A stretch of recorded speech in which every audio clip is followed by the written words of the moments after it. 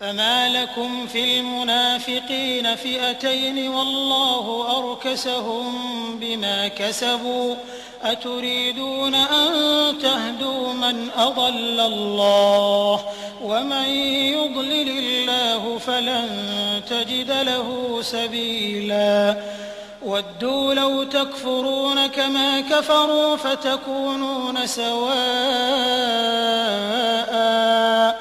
فلا تتخذوا منهم أولياء حتى يهاجروا في سبيل الله فإن تولوا فخذوهم واقتلوهم حيث وجدتموهم ولا تتخذوا منهم وليا ولا نصيرا إلا الذين يصلون إلى قوم بينكم وبينهم ميثاق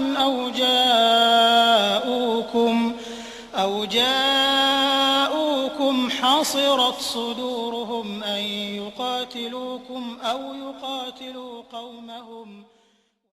السلام عليكم ورحمة الله وبركاته. அன்பிற்குரிய சகோதர சகோதரிகளே, ஏறத்தாழ ஒரு 20-25 ஆண்டுகளுக்கு முந்தைய காலகட்டத்தை பற்றி சொல்லுகிற பொழுது தமிழகத்திலே மார்க்கத்தினுடைய நிலைமை, மார்க்கம் சம்பந்தப்பட்ட சந்தேகங்களை கேட்டு தெளிவு பெறுவது என்பதே ஒரு சாத்தியமற்ற ஒரு காரியமாகத்தான் ஒரு கட்டத்திலே இருந்தது. மார்க்கம் சம்பந்தமாக சந்தேகங்களை, கேள்விகளை மார்க்க அறிஞர்களிடத்தில் சென்று கேட்க நினைத்தால் அதற்கென்று தனியாக ஒரு தகுதி வேண்டும். அதற்காக பல வருடங்கள் பாடம் பயின்றிருக்க வேண்டும் என்றெல்லாம் சொல்லி எங்களிடமே கேள்வி கேட்கிற அளவிற்கு நீங்கள் வளர்ந்து விட்டீர்களா என்றெல்லாம் அந்த கேள்விகளை புறந்தள்ளக்கூடிய ஒரு சூழ்நிலை கடந்த காலத்திலே இருந்தது. ஆனால் அல்லாஹ்வுடைய கிருபையினால் கடந்த 20-25 ஆண்டுகளில் கேள்வி கேட்கக்கூடிய ஒரு மக்கள் கூட்டத்தை இன்றைக்கு அல்லாஹ் உருவாக்குவதற்கு ஒரு காரணமாக நம்மை ஆக்கியிருக்கிறார். இந்த கேள்வி கேட்பது என்பது மார்க்கத்தை அறிந்து கொள்வதற்குண்டான ஒரு எளிமையான வழிமுறை. மார்க்கத்தை அறிந்து கொள்வதற்கு எத்தனையோ பல்வேறு விதமான வழிமுறைகள், நடைமுறைகளை பின்பற்றப்பட்டாலும் கூட ஒரு கேள்வி, அதற்குரிய பதில் என்ற அடிவத்திலே சொல்லப்படக்கூடிய இந்த நிகழ்ச்சி மார்க்கத்தை மிக எளிதாக மக்கள் புரிந்து கொள்வதற்கு வாய்ப்பாக அமையக்கூடிய ஒரு நிகழ்ச்சி. ஆனால் கேள்வி கேட்கக்கூடாது என்று சொல்லக்கூடிய அறிஞர்கள் அதற்காக திருமறை குர்ஆனில் இருந்து கூட சில ஆதாரங்களை, சில வசனங்களை எடுத்து சொல்லி அல்லாஹ்வே குர்ஆனில் கேள்வி கேட்கக்கூடாது என்று சொல்லி இருக்கிறான், அதனால்தான் நாங்கள் கேள்வி கேட்கக்கூடாது என்பதை சொல்லுகிறோம், நாங்கள் சுய விருப்பத்தோடு மனமுரண்டாக கேள்வி கேட்பதை மறுக்கவில்லை, அல்லாஹ்வே கேள்வி கேட்பதை தடுத்திருக்கிறான் என்று ஒரு வசனத்தை எடுத்து காட்டுகிறார்கள். யா அய்யுஹல்லதீன ஆமனு லா தஸ்அலு அன் அஷ்யாஅ இன் துபதலக்கும் தசூக்கும். மூமின்களே, சில விஷயங்களை பற்றி நீங்கள் கேள்வி கேட்காதீர்கள், அது உங்களுக்கு வெளிப்படுத்தப்பட்டால் உங்களுக்கே அது தீமையாக அமைந்துவிடும். அந்த கேள்விகளுக்கு பதில் சொல்லப்பட்டால் உங்களுக்கே அது தீமையாக அமைந்துவிடும். எனவே சில காரியங்களை பற்றி கேள்வி கேட்காதீர்கள் என்று குர்ஆன்ல ஒரு வசனம் இருக்கிறது. அந்த வசனத்தை மேற்கோள் காட்டி குர்ஆன்ல அல்லாஹ்வே சொல்றான் கேள்வி கேட்கக்கூடாது, நாங்களா எங்களுடைய மனமுரண்டில் சொல்லலை என்று ஆதாரமாக காட்டுகிறார்கள்.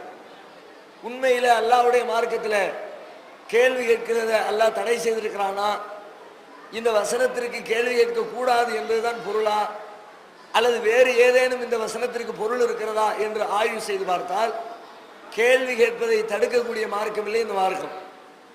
ஏன்னா குர்ஆன்ல நீங்க பல வசனங்களை எடுத்து பார்க்கலாம், அல்லாஹ் கேள்வியை சிலாகித்து சொல்கிறான். நபிகள் நாயகம் ஸல்லல்லாஹு அலைஹி வஸல்லம் அவருடைய காலத்தில் வாழ்ந்த சஹாபாக்களும் அவர்கள் அல்லாத வேறு காபிர்களும் நபிகள் நாயகம் ஸல்லல்லாஹு அலைஹி வஸல்லம் அவர்களிடத்திலே கேட்ட கேள்விகளும், அந்த கேள்விக்கு நபி அவர்கள் சொல்ல வேண்டிய பதிலையும் கூட குர்ஆனிலே அல்லாஹ் சொல்லி தருகிறான். எத்தனையோ இடங்களில் நீங்க பார்க்கலாம், சில வசனங்கள் அல்லாஹ் சொல்லுகிறான், யஸ்அலூனக அனில் ஹம்ரி வல் மைசிர், நபியே உம்மிடத்தில் மதுபானத்தையும் சூதாட்டத்தையும் பற்றி கேட்கிறார்கள், குல் ஃபீஹிமா இஸ்முன் கபீருன் வ மனாஃபிஉ லின்னாஸ், சொல்லுங்கள் அதிலே மக்களுக்கு அதிகமான கெடுதியும் ஒரு சில நன்மைகளும் இருக்கிறது என்று சொல்லுங்கள். யஸ்அலூனக அனில் அஹில்லா, வானத்திலே தோன்றுகிற பிறையை பற்றி கேட்கிறார்கள். குல் ஹிய மவாகீத்து லின்னாஸ், சொல்லுங்கள் அது மக்களுக்கு காலம் காட்டுகிற கருவி என்று சொல்லுங்கள். யஸ்அலூனக அனிர் ரூஹ், உயிரை பற்றி கேட்கிறார்கள். குலிர் ரூஹு மின் அம்ரி ரப்பி, சொல்லுங்கள் ரூஹ் என்பது என் இறைவனின் கட்டளை என்று சொல்லுங்கள். யஸ்அலூனக அனி ஷஹ்ரில் ஹராம், புனிதமிக்க மாதத்தை பற்றி கேட்கிறார்கள். அந்த மாதத்திலே சண்டையிடுவதை பற்றி கேட்கிறார்கள். அது மிகப்பெரிய பாவம் என்று சொல்லுங்கள். யஸ்அலூனக மாதா யுன்ஃபிகூன், எதை செலவிட வேண்டும் என்று கேட்கிறார்கள். குலில் அஃப்வ, உங்களின் செலவு போக மிச்சம் இருப்பதை செலவிட சொல்லுங்க. இப்படி நிறைய வசனங்கள். இன்ன கேள்வி கேட்கிறார்கள், அந்த கேள்விக்கு இந்த பதிலை சொல்லுங்க என்ற கருத்துப்பட குர்ஆனிலே பல்வேறு வசனங்கள் இருக்கிறது. கேள்வி கேட்பதே தவறாக இருந்தால், கேள்வி கேட்பதே மார்க்கத்தில் குற்றமாக இருந்தால், அல்லாஹ் அந்த கேள்வியை எடுத்து சொல்லி கேள்விக்குரிய பதிலையும் எடுத்து சொல்வானா? கேள்வி கேட்கும் போதே தடுத்துருப்பா. நீ என்னப்பா கேள்வி கேட்கிற? நான் தான் கேள்வி கேட்க கூடாதுன்னு சொல்லி இருக்கிறேன்னு, கேள்வி கேட்கிறது பாவம் ஆயிடுச்சு, நீங்க எப்படி கேள்வி கேட்கலாம் என்று கேள்வியையே மறுத்திருக்க வேண்டும். ஆனா கேள்வியை மறுக்கலாம் அல்லாஹ், கேள்வியையும் சொல்லி கேள்விக்குரிய பதிலையும் சொல்லி தர்றான். அப்படியானால் கேள்வி கேட்பது மார்க்கத்திலே குற்றமாக இல்லை என்பதனை இந்த வசனங்கள் எல்லாம் நமக்கு சொல்கிறது. அப்ப நமக்கு ஒரு சந்தேகம் வரும், அப்ப கேள்வி கேட்காதே என்று ஒரு வசனம் சொல்லிச்சு, அந்த வசனத்துக்கு என்ன அர்த்தம்? சில விஷயத்தை பத்தி கேட்காது, அதுவும் குர்ஆனுடைய வசனம் தான். அவங்க கையில மடியில இருந்து போட்டு சொல்லலை, சில விஷயங்களை கேட்காதீங்க, அது உங்களுக்கே டேஞ்சரா முடிஞ்சிடும், அதுவும் குர்ஆனுடைய வசனம் தானே. அதுக்கு என்ன அர்த்தம் என்று பார்த்தால், பொதுவாக மார்க்கத்தை குறித்து மார்க்க அறிஞர்களிடத்திலே கேள்வி கேட்பதை பற்றி அந்த வசனம் பேசவில்லை. தேவையற்ற கேள்விகளை, பயனில்லாத கேள்விகளை, முரட்டுத்தனமான கேள்விகளை, மூடத்தனமான கேள்விகளை திருமறை குர்ஆன் இறங்கி கொண்டிருக்கிற காலகட்டத்தில், நபிகள் நாயகம் ஸல்லல்லாஹு அலைஹி வஸல்லம் அவர்கள் உயிரோடு வாழ்ந்து கொண்டிருக்கிற காலகட்டத்தில், அல்லாஹ்வுக்கும் இந்த உலகத்திற்கும் இடையிலே ஒரு வஹி தொடர்பு, அல்லாஹ்விடமிருந்து ஒரு வஹி செய்தி வந்து கொண்டிருக்கிற காலகட்டத்தில் தேவையில்லாத கேள்விகளை கேட்கக்கூடாது. நபிகள் நாயகம் காலத்துக்கு சொல்லப்பட்ட வசனம் அது, எல்லாருக்கும் சொல்ற செய்தி இல்லை. நபி ஸல்லல்லாஹு அலைஹி வஸல்லம் அவங்களிடத்தில் கேட்கிறத பத்தி அது பேசுகிறது. அந்த வசனத்தினுடைய முழுமையான அர்த்தத்தை பார்த்தாலே இந்த செய்தியை புரிந்து கொள்ள முடியும். அந்த வசனத்தினுடைய தொடர்ச்சியில் அல்லாஹ் சொல்கிறான், ஹீன யுனஸ்ஸலுல் குர்ஆன், குர்ஆன் இறங்கி கொண்டிருக்கிற தருணத்தில். பொதுவாக கேட்காதீங்கன்னு சொல்லல, குர்ஆன் இறங்குற இந்த காலகட்டத்தில் கேட்க. இப்போ குர்ஆன் இறங்குதா? இன்னைக்கு உள்ள மார்க்க அறிஞரிடத்தில் கேட்டா மார்க்கத்தில் சட்டமாகுமா? நபிகள் நாயகம் ஸல்லல்லாஹு அலைஹி வஸல்லம் அவர்களிடத்தில் கேட்டால், அந்த கேள்விக்கு அவர்கள் ஒரு பதிலை சொன்னால் அந்த பதில் மார்க்கத்துடைய சட்டமாகிவிடும். மார்க்கத்தில் ஒன்று சட்டமாக மாறிவிட்டால் அதுக்கப்புறம் அது நமக்கு சுமையாக அமைஞ்சிடும். அதனால நபியிடத்தில் கேட்காத, அல்லாஹ்வுடைய தூதரிடத்தில் கேட்காத, அது உங்களுக்கு சிரமத்தை ஏற்படுத்தும், அப்படித்தான் சொன்னாலே ஒழிய மார்க்கத்தை கற்றறிந்த மார்க்க அறிஞர்களிடத்தில் கேள்வி கேட்காதீர்கள் என்று குர்ஆனுடைய அந்த வசனம் சொல்லவில்லை. இந்த கருத்தை இன்னும் தெளிவாக, இன்னும் விளக்கமாக குர்ஆனுடைய இன்னொரு வசனத்தில் அல்லாஹ் விளக்குகிறார். அம் துரீதுன அன் தஸ்அலு ரசூலக்கும் கமா சுயில மூஸா மின் கபில், இதற்கு முன்னர் மூசாவிடத்தில் அவருடைய சமுதாயத்தவர்கள் கேள்வி கேட்டதை போன்று உங்களுடைய தூதரிடத்திலும் நீங்கள் கேள்வி கேட்க விரும்புகிறீர்களா? அல்லாஹ் ரொம்ப தெளிவா நமக்கு விளக்கி தரலாம். பொதுவா கேட்கிறத பத்தி பேசல, மூசாவிடத்துல கேட்டதை நினைச்சு பாரு. ஏற்கு மாறா கேட்டாங்க, மூடத்தனமா கேட்டாம, தேவையில்லாம கேட்டு சிக்கலை தங்களுக்கு தாங்களே அவர் ஏற்படுத்தி கொண்டாங்க. அவங்க கேட்ட மாதிரி நீங்க கேட்காதீங்க. அவங்க கேள்வி கேட்கறதுக்குனே பிறந்த சமுதாயம் மூசா நபியினுடைய சமுதாயம் இருக்கிற. ஒரு வேலை செய்ய மாட்டானுவோ, ஒரு காரியத்தை செய்யணும் செய்ய மாட்டாங்க, ஆனா கேள்வி கேட்கறதுக்கு மட்டும் முந்திட்டு வந்து நிற்பான். இன்னைக்கு கூட நீங்க பல பேரை பார்க்கலாம் சமுதாயத்துல, சமுதாய பணிகள்ல முன்னாடி வேலை ஃபீல்டு இருந்து வேலை செஞ்சுக்கிட்டு இருப்பாங்க. அதுக்கெல்லாம் ஒரு துரும்ப அசைக்க மாட்டாரு, வீட்டில் உட்காந்து படுத்து தூங்கிட்டு இருப்பாரு. நிகழ்ச்சி ஆரம்பிக்கிற நேரத்தில் கடைசியில் வருவார், வந்து நின்று இந்த மகாலுக்கு பதிலாக அந்த மகாலை பிடிச்சிருக்கணுங்க அப்படிம்பார். நீங்க இந்த மைக் செட்டுக்கு பதிலாக இப்படி ஏற்பாடு பண்ணி இருக்கணுங்க, இது இப்படி உட்கார வைக்கிறதுக்கு பதிலாக அப்படி செஞ்சிருக்கணுங்க, இதையே இப்படி பண்ணினீங்க அதையே அப்படி பண்ணினீங்க கேள்வி கேட்பார். அப்போ செய்யறவனை செய்ய விடாம தடுக்கிறது மாதிரி தேவையில்லாத கேள்விகளை சில பேர் இன்றைக்கு கேட்பதை போன்று மூசா நபி இடத்துல கேள்விகள் அப்படி ஒரு கேள்விகள் கேள்விக்குன்னு பிறந்தவன் தான் அவனு சொல்லலாம். அந்த அளவுக்கு தாறுமாறான கேள்விகள். எந்த அளவுக்குன்னா, நபி ஸல்லல்லாஹு அலைஹி வஸல்லம் அவங்க ஒரு நாள் ரொம்ப வருத்தத்தோடு இருக்கிறாங்க. என்ன வருத்தம்னா, நபிகள் நாயகத்துல அந்த மக்கள் சில கோரிக்கைகளை சில கேள்விகளை முன்வைக்கிறாங்க. நீங்க அல்லாஹ்வுடைய தூதர்னு சொல்றீங்க, அதை நாங்கள் ஏத்துக்கிறோம். அதுக்கு நீங்க சில வேலைகளை செய்யணும். என்ன வேலையை செய்யணும்? இன்னைக்கு பாலைவனமா இருக்கிற இந்த பாலைவனத்துல ஒரு பெரிய ஆறை ஓட விடுங்க, நீங்க அல்லாஹ்வுடைய தூதர்னு ஒத்துக்கிறோம். அது முடியலையா, உங்களுக்குன்னு ஒரு பெரிய தங்கத்தினாலான வீடு ஒன்றை கட்டிக்கொள்ளுங்கள், அதை பார்த்துட்டாவது சரி இவர் அல்லாஹ்வுடைய தூதர் ஒத்துக்கிறோம். அது கூட முடியலையா, நேரா நாங்க பார்த்துக்கிட்டே இருக்கும்போது வானத்துல ஏறுங்க, அல்லாஹ்விட்ட இருந்து வேதம் வருதுன்னு சொல்றீங்கல்ல, நேரா எங்க கண்ணுக்கு முன்னாடி மேல போங்க, மேல போயிட்டு கீழே வாங்க, வரும்போது கையில புக்கோட வாங்க, குர்ஆனை கொண்டு வாங்க, இந்தாப்பா அல்லாஹ் கொடுத்தான்னு சொல்லு, அப்ப நாங்க நம்பிக்கிறோம். இப்படி என்னத்தையாவது செஞ்சு காட்டு அப்படின்னு கேட்கிறாங்க. ரசூலுல்லாஹ்வுக்கு ரொம்ப கவலையா போச்சு. என்னடா இப்படி எல்லாம் கேட்கிறாங்க, ஏற்கு மாறா கேட்கிறாங்களே, நம்ம என்ன அல்லாவா, அல்லாஹ்வுடைய தூதர் தானே, அல்லாஹ் சொன்னதை தானே செய்ய முடியும், நம்முடைய இஷ்டத்துக்கு எதையும் செய்ய முடியாத என்று அவர்கள் கேட்ட கேள்வியில நபிகள் நாயகம் மன வருத்தப்பட்டு கொண்டிருந்த நேரத்தில் அல்லாஹ் ரப்பல் ஆலமீன் ரசூலுல்லாஹ் ஒரு வசனம் இறக்கி வைக்கிறான். இவங்க கேட்ட கேள்வியை பார்த்து நீங்க வருத்தப்படுறீங்க, ஆனால் யஸ்அலுக அஹ்லுல் கிதாப், வேதக்காரர்கள் அவர்களுக்கு அனுப்பப்பட்ட தூதர்களிடத்தில் கேட்டார்கள், உங்களிடத்தில் கேட்டாவது அன்துனஸ்ஸில அலைஹிம் கிதாபம் மினஸ் ஸமா, வானத்திலிருந்து புத்தகத்தை கொண்டு வா என்பதுதான் உங்களிடத்தில் கேட்டது. ஆனால் ஃபகத் ஸஅலு மூஸா அக்பர மின் ஸாலிக, மூசாவிடத்தில் இதைவிட கொடுமையான கேள்வியை கேட்டார்கள். ஃபகாலு அரினல்லாஹ ஜஹரா, உங்களிடத்தில் வேதத்தை கொண்டு வானா, அவங்களிடத்தில் அல்லாஹ்வே கொண்டு வானா, அல்லாஹ் கொண்டு வந்து காட்டு, அதுக்கப்புறம் நம்புறோம்னா. அதோட கம்பேர் பண்ணும்போது இந்த கேள்வி பெரிய கேள்வி இல்லை தானே, வருத்தப்படுற கேள்வி இல்லை தானே என்று நபிகள் நாயகத்துக்கு அல்லாஹ் ஆறுதல் சொல்லுகிறான். இன்னும் பாருங்க, உங்களுடைய கேள்விகளை பரவாயில்ல கேள்விப்பட்டிருப்போம். மூசா நபி காலத்தில் நடந்த ஒரு நிகழ்ச்சி, ஒருத்தனை கொலை பண்ணிவிட்டானுவோ, கொலை செய்தவர் யாருன்னு தெரியல, கண்டுபிடிக்கணும், அல்லாஹ்விடத்துல கேட்டு சொல்லுங்கிறாங்க. மூசா நபி அல்லாஹ்விடத்துல துவா செய்யறாங்க. அப்ப அல்லாஹ் சொன்னா, நீங்க ஒரு மாட்டை பிடிச்சி அருங்க, அது உண்மை என்னன்னு உங்களுக்கு விளங்கிரும், கொன்னவன் யாருன்னு தெரிந்து கொள்ளும். ஒரு மாட்டை பிடிச்சி அல்லாஹ் அறுக்க சொன்னான். பக்கத்து வீட்டில் இருக்கிற ஒரு மாட்டை பிடிச்சி அறுத்திருந்தா மேட்ரு க்ளோஸ், யாரு கொலை செஞ்சான்னு சீக்கிரமா கண்டுபிடிச்சிருக்கலாம். அவன் தான் மெத்த படிச்ச மேதாவியாச்சே, கேள்வி கேட்கறதே பிறந்தவனாச்சே. உடனே மூசா நபி இடத்துல அடுத்து கேள்வி கேட்டான். காடு தூரனா ரொம்ப கை பையில்லனா மாகிய, மாட்டை பிடிச்சி அறுக்க சொன்னா அல்லாஹ், ஆனா அந்த மாடு என்ன மாடுன்னு சொல்லலையே, விவரத்தை கேட்டு சொல்லுங்க. அல்லாஹ் விவரம் சொன்னான். பக்கரத்துன் லா ஃபாரின் வலா பிக்ர், அது ரொம்ப முதிய மாடும் இல்லை, ரொம்ப சின்ன கண்ணுக்குட்டியும் இல்லை, ஒரு நடுத்தரமான வயசுல உள்ள மாடு. அப்படி நிறைய மாடு கிடைக்கும். ஒரு நடுத்தர வயசு மாட்டை பிடிச்சி அறுத்துருக்கலாம். அவன் விடுற ஆள் இல்லையே, கேள்வி கேட்பான, இன்னும் கொஞ்சம் எங்களுக்கு விவரம் வேணும். காலு தூரனா ரொம்ப கை பையில்லனா மா லவுனுவா, வயசை சொன்னா அல்லாஹ், ஆனா நிறத்தை சொல்லலையே. அடுத்து அல்லாஹ் சொன்னா பக்கரத்துன் சஃப்ரா ஃபாகியுல் லவுனுஹா தசுர்ரு நாதிரீன், அது தூய்மையான மஞ்சள் நிறம், பார்ப்பவர்களை வசீகரிக்கிற ஒரு நிறம் அப்படின்னா. சரி, ஒரு நல்ல மஞ்சள் கலர்ல ஒரு வாலிப வயசு மாட்டை பிடிச்சி அறுத்துருக்கலாம். அப்பவும் அவன் விடலை, திரும்ப நின்றுக்கிட்டு எங்களுக்கு இன்னும் டீட்டெயில் பத்தாது, இன்னும் விவரமா சொல்லுன்னா. அல்லாஹ் பெரிய லிஸ்ட் அடிக்கிட்டான். டீட்டெயில் ஆகணும் தான் சொல்ல கேட்டுக்காங்க. அந்த மாடு ஏர் உழுதுருக்காது, அந்த மாடு தண்ணீர் இறைத்திருக்காது, அந்த மாட்டுடைய உடம்புல எந்த மாசு மருவும் இருக்காது. இப்படி ஒரு மாட்டை தேடி கண்டுபிடிக்க முடியுமா? எல்லா விவரத்தையும் சொல்லி முடிச்ச உடனே அப்பதான் சொல்லலாம், இப்பதான் தெளிவா வந்திருக்கு மேட்ரு, இப்ப பாரு பிடிச்சி அறுக்கிறமா இல்லையான்னு ஊருக்குள்ள போய் தேட போறான். தேடுறான்.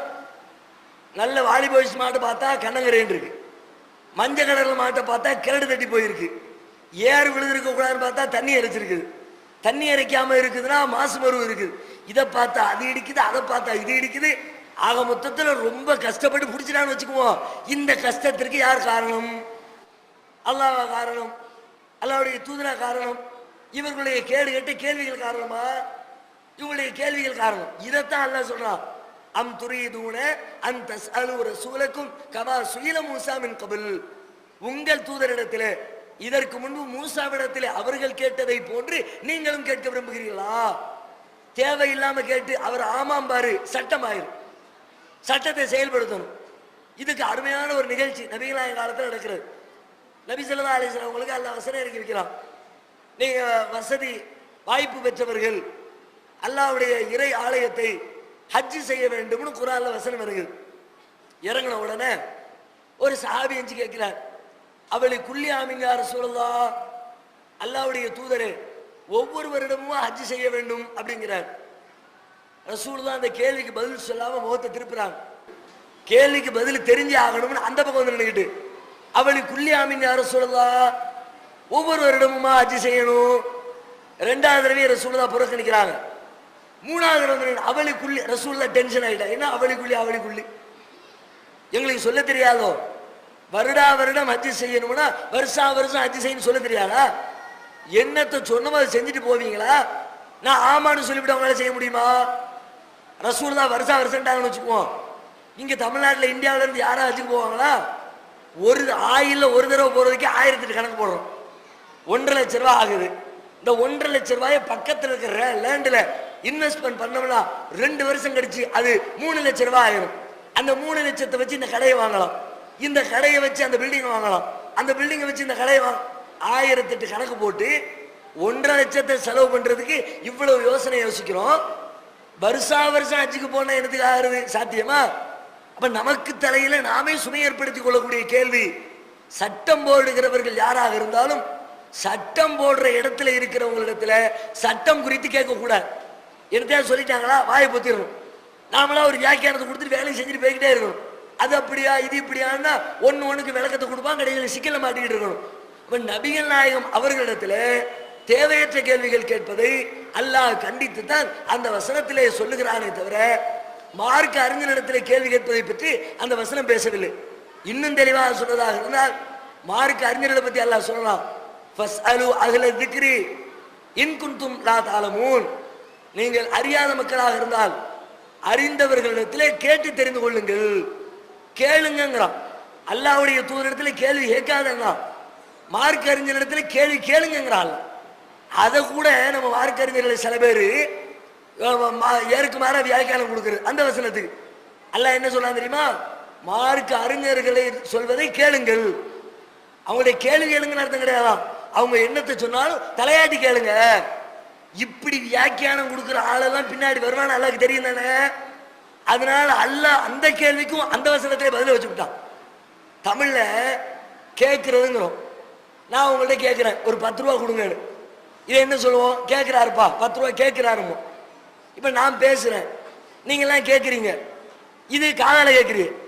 இதையும் கேட்கிறதுமோ வாயால கேட்கறதையும் கேட்கிறதுமோ. அரபியில அப்படி கிடையாது. அரபியில வாயால கேட்கறதுக்கு ஒரு வார்த்தை, காதால கேட்கறதுக்கு வேற ஒரு வார்த்தை, கேள்வி கேட்கறதுக்கு ஒரு வார்த்தை, மௌனமா உட்கார்ந்து கேட்கறதுக்கு வேற வார்த்தை. இஸ்மாவு அப்படின்னா சமி அல்லாஹு லிமன் ஹமிதம்மாங்களே, சமியானா கேட்டான். இஸ்மாவு அப்படின்னா காது தாழ்த்தி கேளுங்கள்னு அர்த்தம். இஸ்அலு அப்படின்னா சஅல சுவால் ஜவாபுமாங்க. உருதுகாரங்க சொல்லுவாங்கல்ல கேள்வி பதிலுக்கு சுவால் ஜவாபுமாங்க. இஸ்அலு அதுல இருந்து வந்த சொல்லி இஸ்அலு. இஸ்அலு அப்படின்னா கேள்வி கேளுங்க அர்த்தம். அல்லாஹ் இங்க பயன்படுத்துற வார்த்தை என்ன தெரியுமா? இஸ்மாவு அப்படின்னு சொல்லல, இஸ்அலு வாயால கேளு, கேள்வி கேளு. அவர் சொன்ன உடனே தலையாட்டிடாத, எங்க இருக்குன்னு கேளு, என்ன வசனத்தில் இருக்குன்னு கேளு. அதை எப்படி வியாக்கியானம் சொல்றீங்க? அந்த விவரத்தை நீ வாய் கொண்டு கேளு. காது கொண்டு கேட்பதல்ல, வாய் கொண்டு கேட்கிற கேள்வியை அறிஞர் பெருமக்களிடத்திலே கேட்க வேண்டும். அப்பதான் சரியான ரூட்டை தெரிஞ்சுக்க முடியும். நீங்க கேட்கலன்னு வச்சுக்குவோம். இன்றைக்கு பல்வேறு பள்ளிவாசல்களுக்கு போங்க, ஜும்மாவுடைய உரை நிகழ்த்தப்படுகிறது, விட்டு அடிக்கிறாங்க. அவங்க வாயில வந்ததுதான் பயான், அவங்க மண்டையில எதுவெல்லாம் கற்பனையில ஊறுதோ அதுவெல்லாம் பயான். என்ன காரணம்? கதைகள் கப்சா கலை எல்லாம் இஸ்லாத்தின் பெயரால் அவர்கள் இன்றைக்கும் சொல்லிக் கொண்டிருப்பது என்ன காரணம் தெரியுமா? உட்கார்ந்திருக்க மக்கள்லாம் காதால கேட்கிறாங்க. அவர் சொன்ன உடனே வாய் திறந்து கேட்கணும். இப்படி ஒரு கதை சொல்றீங்களே, இது எங்க இருக்கு? குர்ஆன்ல எந்த வசனத்துல இருக்கிறது? ஹதீஸ்ல எந்த இடத்துல இடம்பெற்றிருக்கிறது? 4 பேர் கேள்வி கேட்க ஆரம்பிச்சா சைலண்ட் ஆயிடுவார். ஆகா மாட்டிக்குவோம், நம்மளை கேவலப்படுத்தி விடுவானுவா. எங்க இருக்குன்னு கேட்டா பதில் சொல்ல முடியாது. இருக்கிறத சொல்லுவோம், இல்லாதது சொல்லாம வாயை பத்திக்குவோம். கேள்வி கேட்பதுதான் மார்க்க அறிஞர்களை சரியான பாதையிலே கொண்டு செல்வதற்கு. மார்க்க அறிஞர் சரியான மார்க்கத்தை சொல்லணும்னா நீங்க கேள்வி கேட்கிற ஆளா இருந்தா தான் சொல்லுவார். நீங்க வாயை பத்திட்டீங்கன்னா இஷ்டத்துக்கு என்னத்தை வேணாலும் சொல்லலையா? எவனும் கேட்க மாட்டான். எவன் கேட்பான் நம்ம இடத்துல? என்ற உணர்வு வந்து மார்க்கத்தை தப்பும் தவறுமான கருத்துக்களை மார்க்கத்தின் பெயரால் சொல்ல ஆரம்பித்து விடுவார்கள். அதனால மார்க்க அறிஞர்களை பொறுத்தவரை கேள்வி கேட்க வேண்டும். அல்லாஹ்வுடைய தூதரை பொறுத்தவரை அவர்கள் சொல்லுவதை வாய்மொத்தி மௌனமாக கேட்க வேண்டும். அதைத்தான் குர்ஆனுடைய அந்த வசனம் நமக்கு விளக்கி தருகிறது. இன்னும் சொல்வதாக இருந்தால் அரபியில ஒரு பழமொழி சொல்லுவாங்க, அந்த கேள்வி கூட நல்ல கேள்வியாக, கேள்வி கேட்கணுன்றதுக்காண்டி வரட்டு கேள்வி, பிடிவாதம் நிறைந்த கேள்வி அப்படி இருக்கக்கூடாது. அரபியில சொல்லுவாங்க, ஹுஸ்னு சுவாலி நிஸ்ஃபுல் இல்மி, அழகிய கேள்வி கேட்பது கல்வியில் பகுதி.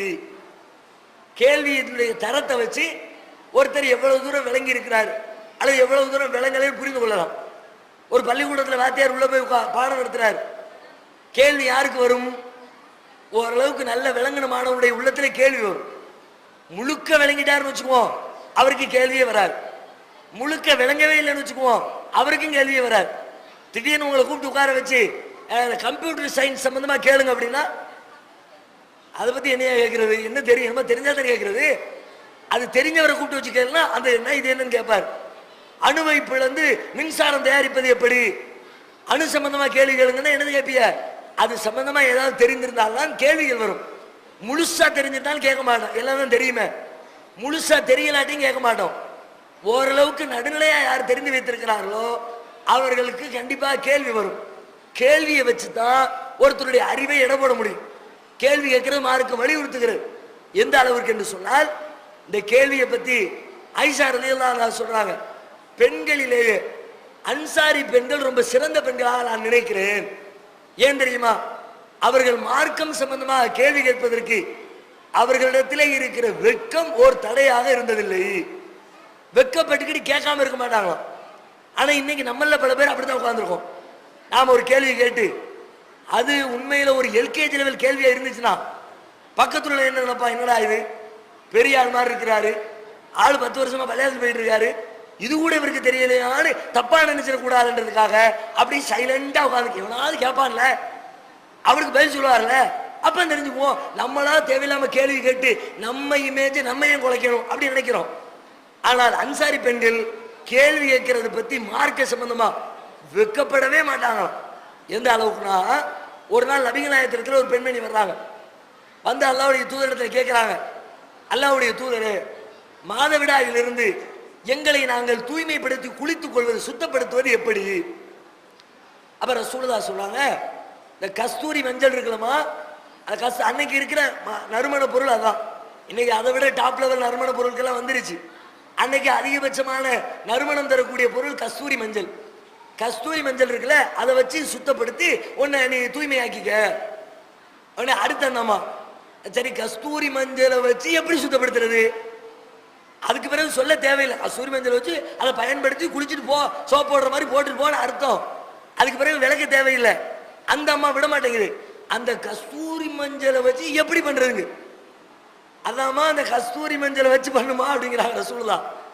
பின்னாடி ஆயிஷா ரலியல்லாஹு அன்ஹா நிற்கிறாங்க, அந்த பொண்ணை கூப்பிட்டு இங்க வாங்க, கஸ்தூரி மஞ்சள் வச்சு எப்படின்னு விளக்கம் கொடுத்து அனுப்புறாங்க.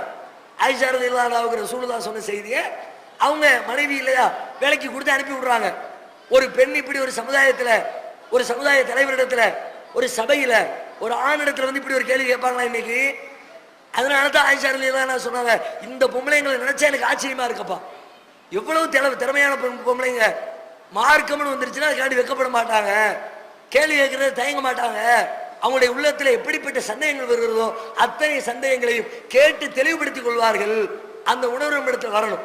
எந்த சந்தேகம் வந்தாலும் அது சம்பந்தமான அறிவு பெற்றவர்களிடத்திலே கேள்வி கேட்டு சந்தேகங்களை நிவர்த்தி செய்யக்கூடிய பழக்கம் அதிகரிக்க அதிகரிக்க நம்மிடத்திலே இருக்கிற பிதஅத்துகள் எல்லாம் குறையும், நம்மிடத்திலே இருக்கிற அனாச்சாரங்கள் எல்லாம் ஒழியும், மார்க்கத்தை தூய்மையான நிலையிலே புரிந்து செயல்படுவதற்குரிய வாய்ப்பு வசதிகள் ஏற்படும்.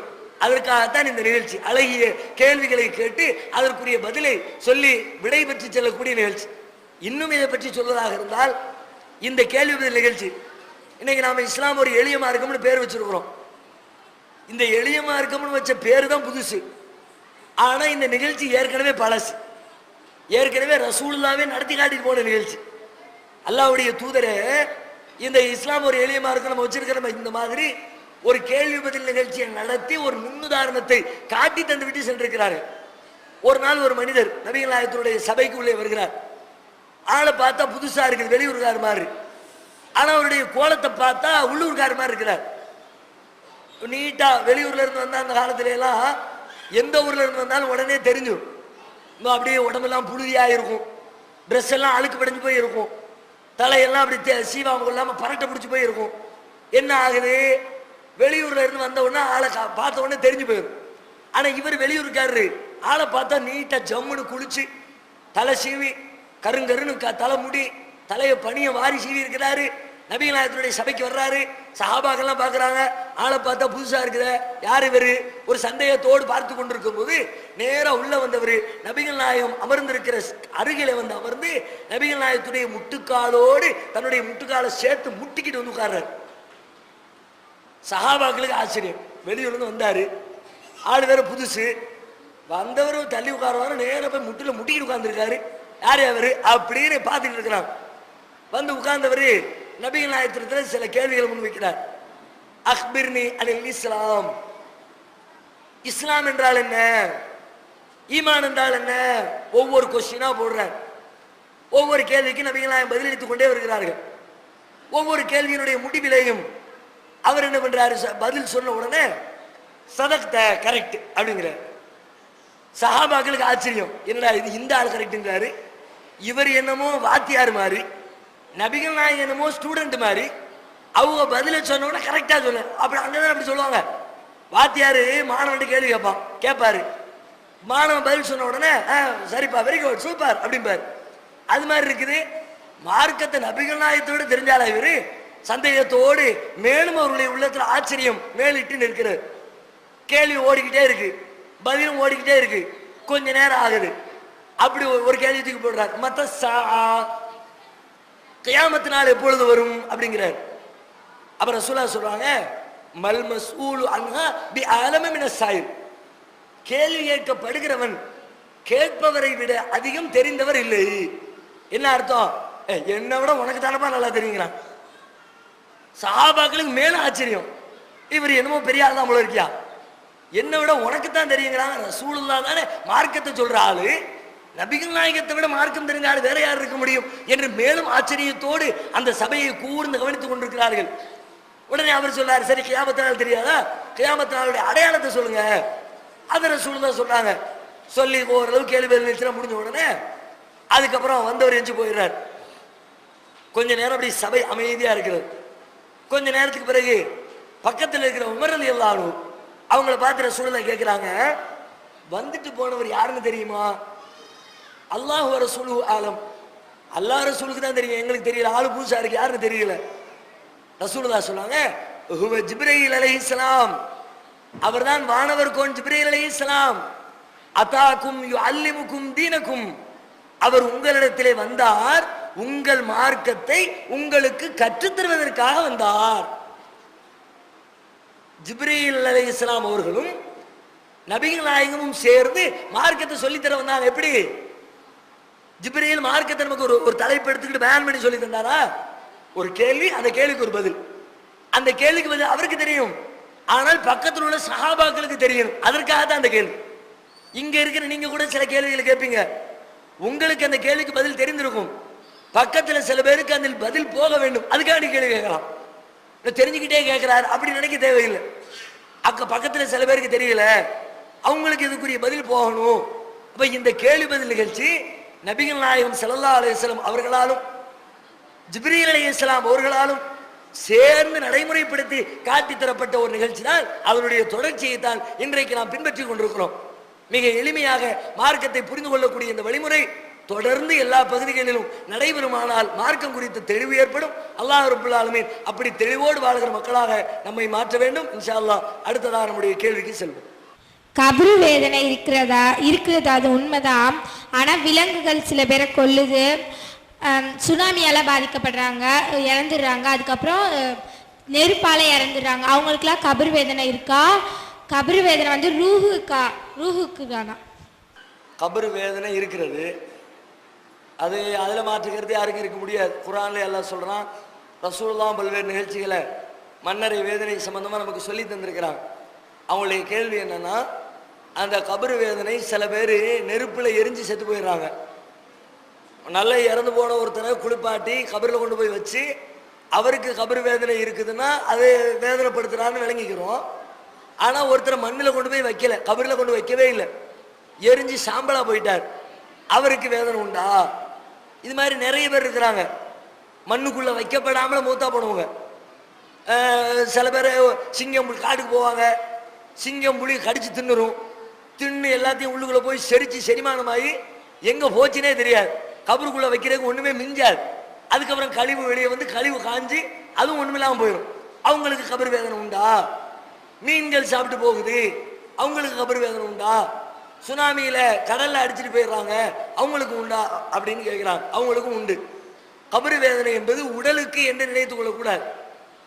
உடலுக்கு வேதனை கொடுக்கப்படுறது இல்லை. அப்படி இருந்தா உடல் 2 வருஷத்துல அழிஞ்சு போயிருத, அதுக்கப்புறம் வேதனையே இல்லைன்னு சொல்லணும். உடலுக்கு வேதனை செய்யப்பட்டால் உடல் அதிகபட்சமா 2 வருஷம் தான் பூமிக்குள்ள இருக்கும். அதுக்கு பிறகு தோண்டி பார்த்தா பூமியில மண்டவோடு கூட மிஞ்சாது. உடலுக்கு வேதனை இல்லை, அந்த ஆன்மாவுக்கு உயிருக்கு தான் வேதனை. அந்த வேதனை ஒரு அடையாளம் தான். இந்த இடம் என்பது ஒரு அடையாளம் தான். ஆனால் எல்லா உயிர்களுக்கும் அந்த வேதனை உண்டு. அல்லாஹ் குர்ஆன்ல அப்படித்தான் சொல்லி காட்டுகிறான். இறந்ததற்கு பிறகு அந்த உயிர்கள் அனைத்தும் ஒமின் வராயிஹிம் பர்ஸகுன் இலா யௌமி யுபாஸூன், எழுப்பப்படுகிற நாள் வரைக்கும், கியாமத் நாள் வரைக்கும் ஒரு கண் புலனுக்கு தென்படாத திரைமறைவுக்கு அப்பால் கொண்டு செல்லப்படுகின்றன. நம்முடைய கண் புலனால் உணர்ந்து கொள்ள முடியாத ஒரு உலகத்திற்கு அந்த உயிரில் எடுத்து செல்லப்படுகிறது. அங்கே வேதனை செய்யப்பட வேண்டிய உயிர்களுக்கு வேதனை செய்யப்படுகிறது.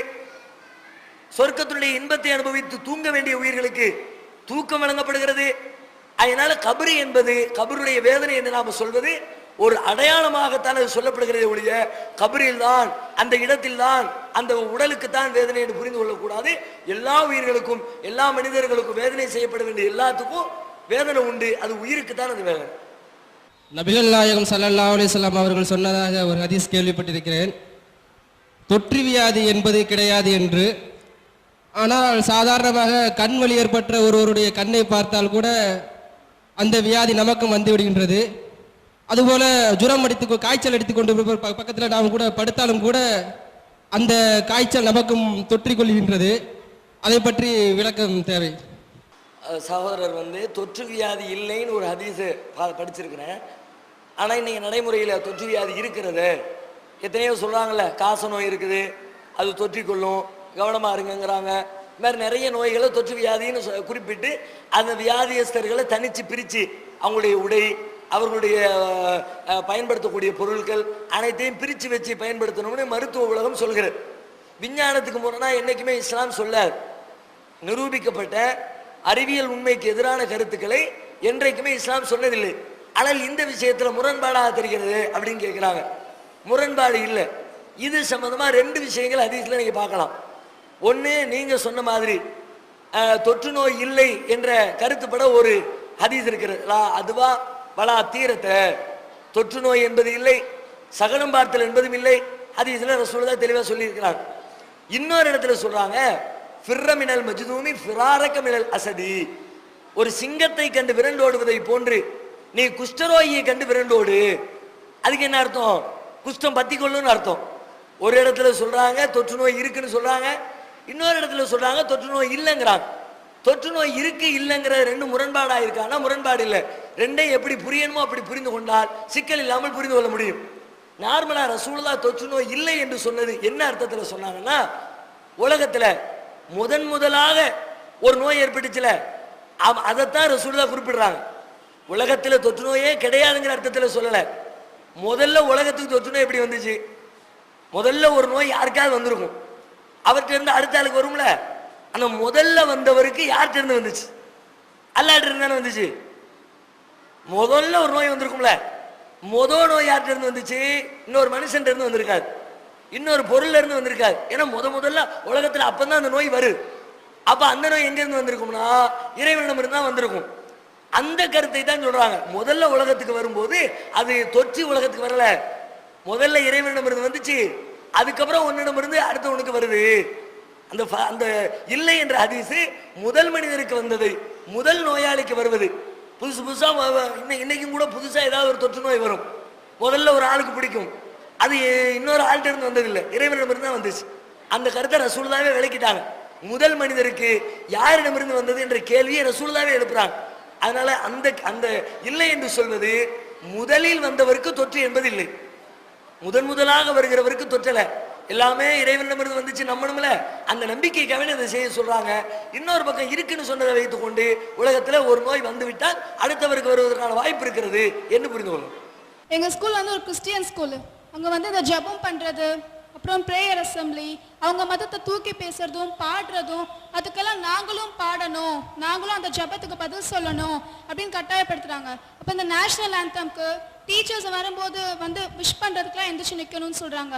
அல்லாவை மட்டுமே வணங்கணும்னு சொல்ற நம்ம மார்க்கத்துல இதெல்லாம் அலோடா, எந்திரிச்சு நின்று வணங்கலாமா அப்படின்னு தெரிஞ்சுக்கணும். அது மட்டும் இல்லாம லுஹர் தொழுகைல தொழுக முடியல. பாய்ஸ் ஸ்கூலுக்கு வந்து லஞ்சுக்கு வீட்டுக்கு அனுப்புவாங்க, பட் கேர்ள்ஸ் ஸ்கூலுக்கு அதெல்லாம் செய்ய முடியாது, செய்யவும் மாட்டாங்க. ஸோ லுஹர் தொழுகை எங்களால் தொழுக முடியல. ரொம்ப கிறிஸ்டியானிட்ட ரொம்ப வற்புறுத்துவாங்க, அவங்கள மார்க்கத்தை பரப்புவாங்க. அப்படிப்பட்டவங்க கிட்ட லுஹர் தொழுகை கேட்கறதுக்கு எப்படி கேட்குதுன்னு தெரியல. சகோதரி 2 கேள்வியை கேட்குறாங்க. முதல்ல என்ன கேட்குறாங்கன்னா, அவங்க படிக்கக்கூடிய பள்ளிக்கூடத்தில் இஸ்லாத்திற்கு எதிரான கிறிஸ்தவ மத போதனைகளை செயல்படுத்துமாறு சொல்கிறார்கள். கடவுள் இயேசு கிறிஸ்துவை ஜெபிக்க வேண்டும் என்று வற்புறுத்துகிறார்கள். கொடியேற்று விழா நிகழ்ச்சியில் கொடிக்கு வணக்கம் செலுத்துமாறு சொல்கிறாங்க. இது மாதிரி தருணத்தில் நாங்கள் எவ்வாறு நடந்து கொள்வது அப்படின்னு கேட்குறாங்க. முதல்ல இது மாதிரி இதை வலியுறுத்தினால், வற்புறுத்தினால் அதை நாம் சட்ட ரீதியாக எதிர்கொள்ளலாம்.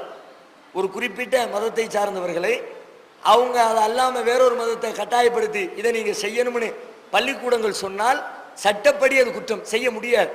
விரும்பினா செஞ்சுக்கலாம்னு ஒரு அனுமதி தான் வழங்க முடியுமே ஒழிய நீங்கள் செஞ்சு தான் ஆகணும்னு எந்த பள்ளிக்கூடமும் சட்டம் போட முடியாது சட்ட ரீதியாக. அப்படி நீங்கள் அதை உரிய முறையில் கவனத்துக்கு கொண்டு வந்தால் நாம் முறைப்படி சட்ட ரீதியாக அதை சந்தித்து அதில் இருக்கிற உரிமைகளை பெற்றுத்தருவதற்குரிய வேலைகளை இன்ஷா அல்லாஹ் நம்ம ஜமாத்து செய்யும். அது ஒரு விஷயம். ரெண்டாவது, இது ஒரு சில காரியங்களை மட்டும்தான், எல்லாத்துக்கும் இது சட்ட ரீதியாக எல்லாத்துக்கும் போக முடியாது. உதாரணமாக தேசிய கீதம் படிக்கும்போது எழுந்து நிற்பது, சட்டத்திலேயே எழுந்து நிற்கணும் தான் வச்சுருக்கலாம். அதுக்கு போய் நீங்கள் மாற்றம் பண்ண முடியாது. ஜபம் பண்ண சொன்னால் ஃபைட் பண்ணலாம், ஒரு குறிப்பிட்ட மதத்தை வலியுறுத்தினால் ஃபைட் பண்ணலாம். அது அல்லாமல் தேசிய கீதம் என்பது தேசமே வச்சிருக்கிற ஒரு சட்டம், அதில் எழுந்து நிற்கணும்னு அவன் ஒரு சட்டத்தை வச்சிருக்கிறான். தேசிய கீதம் பாடும்போது முடியாதவர்கள், ஊனமுற்றவர்கள், நோயாளிகள், வேறு வழி இல்லாமல் அமர்ந்திருக்கிறவர்களை தவிர மற்ற யாரும் அமர்ந்திருந்தால் அதை குற்றம்னு அரசாங்கம் கருதும். தேசிய கொடி அவமதிச்சு விட்டார், அது நிர்பந்தத்துக்குள்ள மாட்டிக்கிறோம். நீங்க எந்திக்காம இருக்க முடியாது. அப்படி எந்திக்க மாட்டேன்னு சொன்னா அந்த பள்ளிக்கூடத்தை விட்டு வெளியே வரணும். அந்த பள்ளிக்கூடத்தை விட்டு நீங்க வேற எந்த பள்ளிக்கூடத்துக்கு போனாலும் எந்திரிச்சு நிற்க வேண்டிய சூழலாம் ஏற்படும். ஆகையினால அது நிர்பந்தத்திற்கு தள்ளப்பட்டு போச்சு. நிர்பந்தமான ஒரு காரியத்தில் அல்லாஹ் குற்றம் பிடிக்க மாட்டான், வேற வழி இல்லை. நம்முடைய உள்ளத்துல இறை நம்பிக்கை இருக்கிறது. அல்லாஹ்வே குர்ஆன்ல சொல்றான், இல்லாமன் உக்ரிய ஓ கல்புஹு முத்மைஇன்னும் பில் ஈமான். யாருடைய உள்ளத்திலே இறை நம்பிக்கை நிறைந்திருக்க அவருடைய நாவின் வழியாக இறை நிராகரிப்பு குறித்த வார்த்தைகளை வெளிப்படுத்தினால் அது அவர்கள் மீது குற்றமாக கருதப்படாது. செயல்பாடுகளை வெளிப்படையா நீங்க குஃப்ரான ஒரு காரியத்தை செய்து உள்ளுக்குள்ள ஈமான் நிறைந்திருந்தால் அல்லாஹ் உங்களை கண்டிப்பா குற்றம் பிடிக்க மாட்டான். நிர்பந்தம் என்ற அடிப்படையில் டீச்சர் வரும்போது எந்திரிச்சு நிற்கிறது, தேசியத்துக்கு எந்திரிச்சு நிற்கிறது, அதுவெல்லாம் அந்த லிஸ்ட்ல வரும். ஜபம் குறித்த காரியங்கள், ஒரு மதம் குறித்த காரியங்களை பொறுத்த வரைக்கும் சட்ட ரீதியாக செய்ய முடியாது. இன்ஷா அல்லாஹ் நீங்கள் ஜமாத்துடைய கிளையினுடைய நிர்வாக கவனத்திற்கு கொண்டு வாங்க. சட்ட ரீதியாக அதற்குரிய உரிமைகளை பெற்றுத்தந்து நீங்கள் அதிலிருந்து விலகி இருப்பதற்குரிய வேலைகள் நாம் செய்வோம் இன்ஷா அல்லாஹ். இது ஒன்று.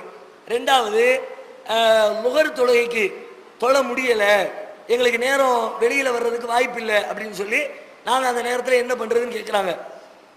வெளியே வர்றதுக்கு வாய்ப்பு இல்லைன்னா கூட உள்ளுக்குள்ளே அமர்ந்து கூட நீங்கள் தொழலாம். நல்ல ஒரு விசாலமான இடம் இருக்கணும், ரொம்ப நின்று தொழுகிற மாதிரி வாய்ப்பு இருக்கணும்னு நீங்கள் எதிர்பார்க்க தேவையில்லை. சிலாத்தில் நிற்க முடியாட்டி உட்காந்து தொழலாம்ல. சாப்பிட்றதுக்கு நேரம் கொடுப்பாங்க, 6 மணி நேரம் கொடுத்தாங்கன்னா 15 நிமிஷத்தில் சாப்பிட்டு 10 நிமிஷம் நீங்கள் உட்காந்து பாடம் படிப்பீங்களே, டீச்சருக்கு முன்னாடி உட்காந்துருப்பீங்களே, உங்கள் பெஞ்சில் உட்காந்து 5 நிமிஷத்தில் தொழுகை முடிச்சிடலாமே. அதுக்காக நீங்கள் தொழுகையை தள்ளி போட வேண்டிய அவசியம் இருக்காது. ஏதாவது ஒரு இடம், ஒரு சின்ன சேரில் ஓரஞ்சாரத்தில் உட்கார வாய்ப்பு கிடைச்சா கூட அந்த இடத்தில் அமர்ந்து கொண்டு கூட உங்களுடைய தொழுகையை நீங்கள் நிறைவேற்றிக் கொள்ளலாம். அதுக்கான வழிமுறைகளை நீங்கள் ஃபாலோ பண்ணுங்க. கண்டிப்பாக முடியவே முடியாதுன்னு எங்கேயும் சொல்ல முடியாது. தொழுகையை பொறுத்த வரைக்கும் 5 நேர தொழுகையை என்னால் தொழ முடியலை அப்படின்னு எந்த சந்தர்ப்பத்திலையும் சொல்ல முடியாது. எவ்வளவு முடியுதோ அவ்வளவுக்கு செஞ்சுக்கன்னு மார்க்க நமக்கு அதில் ரொம்ப லிபரலான வழிகாட்டுதலை முன் வச்சிருக்கிறது. அது மாதிரி ஒரு வாய்ப்பை பயன்படுத்தி நீங்கள் தொழுகையை நிறைவேற்றிக் கொள்ளுங்க. நின்று தொழ முடியலைன்னா உட்கார்ந்து தொழுது 5 நிமிஷத்தில் வேலையை முடிச்சுட்டு எந்திச்சு போயிருங்க. அதுவும் முடியலை, வேற வழி இல்லை, எல்லாருடைய கண்காணிப்பிலே உட்கார்ந்துருக்கிறோம், ஒது செய்ய முடியல, தைமத்துக்காண்டி திரும்ப முடியல, வேற அப்படி ஒரு வாய்ப்பே இல்லை என்று சொன்னால், அது மாதிரி நேரத்தில் வீட்டுக்கு வந்ததுக்கு பிறகு அசரோடு சேர்த்து ஜம்பு பண்ணிங்க. மார்க்க அது ஒரு விதிவிலக்கு கொடுக்குறது. சில நேரங்களில் நீங்க லோஹரையும் அசரையும் சேர்த்து ஜம்மு செய்து தொழுது கொள்ளலாம். மகரிபை இஷாவையும் சேர்த்து ஜம்மு செய்து, பயணத்தில் இருக்கிறவங்களுக்கு முழு அனுமதி. பயணத்தில் இல்லாவிட்டால் கூட வேறு சில சந்தர்ப்பங்களில் உங்களுடைய சௌகரியங்களுக்காக வேண்டி இந்த காரியத்தை செய்யலாம்னு மார்க்கம் அனுமதி வழங்கி இருக்கிறது. அந்த சலுகையை பயன்படுத்திக் கொள்ளுங்க. வீட்டுக்கு வந்த பிறகு அசரோடு சேர்த்து தொழுது. என்னோட கேள்வி என்னன்னாக்கா, பெண்கள் முகத்திரை அணிகிறாங்களே நோஸ்பீஸ், அதை பற்றி விலாவரியாக கேட்கணும்னு ஆசைப்படுறேன். பெண்கள் நோஸ்பீஸ் முகத்தை மறைக்கிறாங்களே, இது மார்க்கத்தில் அனுமதிக்கப்பட்ட ஒன்றா இல்லை தடை செய்யப்பட்ட ஒன்றா, ஹலாலா ஹராமா? அதாவது என்ன கேட்டாங்கன்னா, முகத்திரை அணிவது சரியா தவறா, அது சம்பந்தமா குர்ஆன் ஹதீஸ் அடிப்படையில் விரிவாக விளக்கும். ஹராம்னு சில பேர் சொல்றாங்களே, உண்மையிலே அது ஹராம் தானாங்கிறது கேள்வி. நாம அதை ஹராம்னு சொல்லலை. ஹதீஸ்ல ரசூலுல்லாஹ் என்ன சொல்றாங்க, ஹலால் தெளிவானது, ஹராம் தெளிவானது, எது குறித்து உங்களுக்கு சொல்லப்படவில்லையோ, மௌனமாக மார்க்கம் விட்டிருக்கிறதோ, ஃபஹுவ அஃபூன், அது உங்களுடைய சாய்ஸ். அதுல விரும்பியபடி செயல்பட்டு கொள்ளலாம்.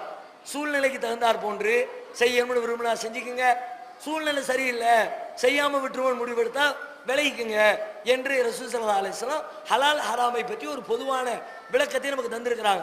அந்த அடிப்படையில் இந்த முகத்திரை அணிவது சம்பந்தமாக நேரடியாக அதை தடை செய்த வசனங்கள் இருக்கிறதா அப்படின்னா, நேரடியாக தடை செய்யக்கூடிய வசனங்களை குர்ஆன்லையும் பார்க்க முடியல, ஹதீஸ்லையும் பார்க்க முடியல. அதே மாதிரி அணிந்து செல்லுங்கள் என்று வலியுறுத்தக்கூடிய அது மாதிரியான வசனங்கள் இருக்கிறதா, ஹதீஸ் இருக்கிறதா அப்படியும் இல்லை.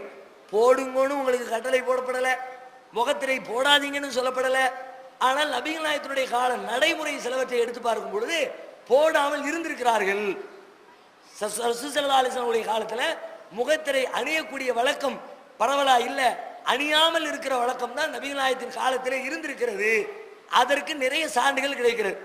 எந்த அளவுக்கு அப்படின்னா, பொதுவாக சில பேர் சொல்லுவாங்க, முகம் முகத்தை மறைக்கணும்னு சொல்றவங்க, முகம் ஆண்களை ஈர்க்குதுல, மற்ற உடல் உறுப்புகள் ஆண்களை ஈர்க்கிறது காரணத்தினால் உடலை மறைக்கிறோம், முகம் தானே அதிகமாக ஈர்க்கிறது, அப்ப அந்த முகத்தை மறைத்து கொண்டால் என்ன அப்படின்னு ஒரு லாஜிக்கான பாயிண்டை வச்சு அதை முகத்திரை அணிய வேண்டும் என்று சொல்கிறவர்கள் சொல்கிறார்கள்.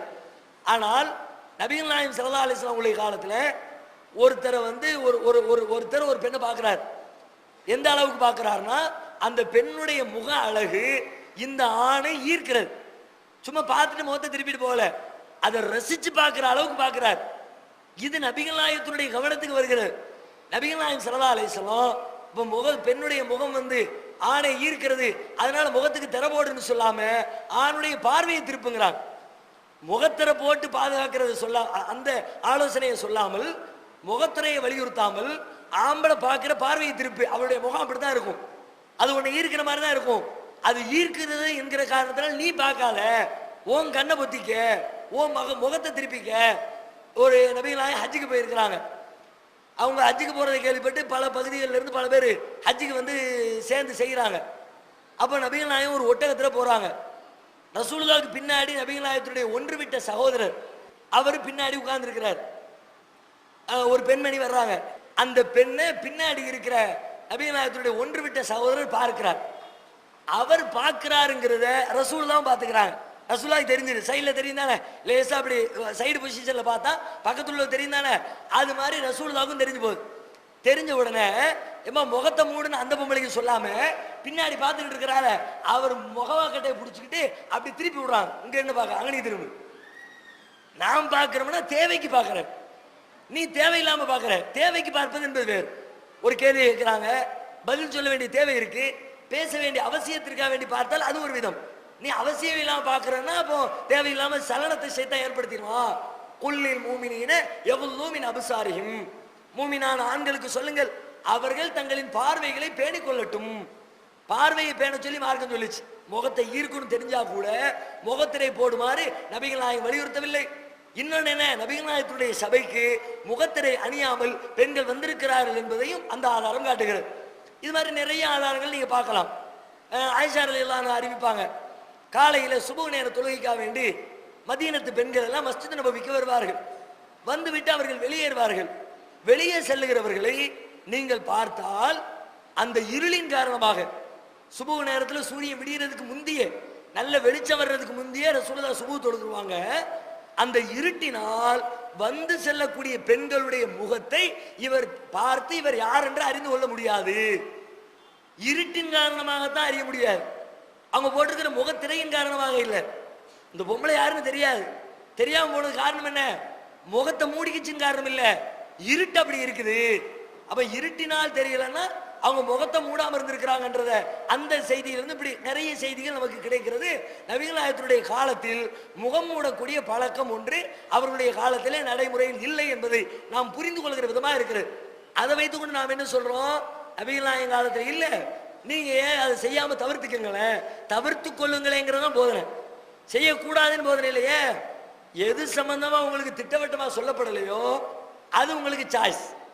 போடுங்கன்னு சொல்லப்படல, போடாதீங்கன்னு சொல்லப்படல. அதனால ரசூலுல்லாஹ் காலத்து பொம்பளைங்க போடாம இருந்திருப்பாங்க, இந்த காலத்து பொம்பளைங்க போடணும்னு நினைப்பாங்க. அது உங்க சாய்ஸ் ஆனதுக்கு பிறகு விரும்பியவர் போடலாம், விரும்பாதவர் போடாமல் இருக்கலாம். நாம போட வேண்டாம்ங்கிற கருத்தை சொல்கிறோம், ஹராம் என்ற அடிப்படையில் சொல்லலை, மார்க்கத்தில் குற்றம் என்ற அடிப்படையில் சொல்லலை.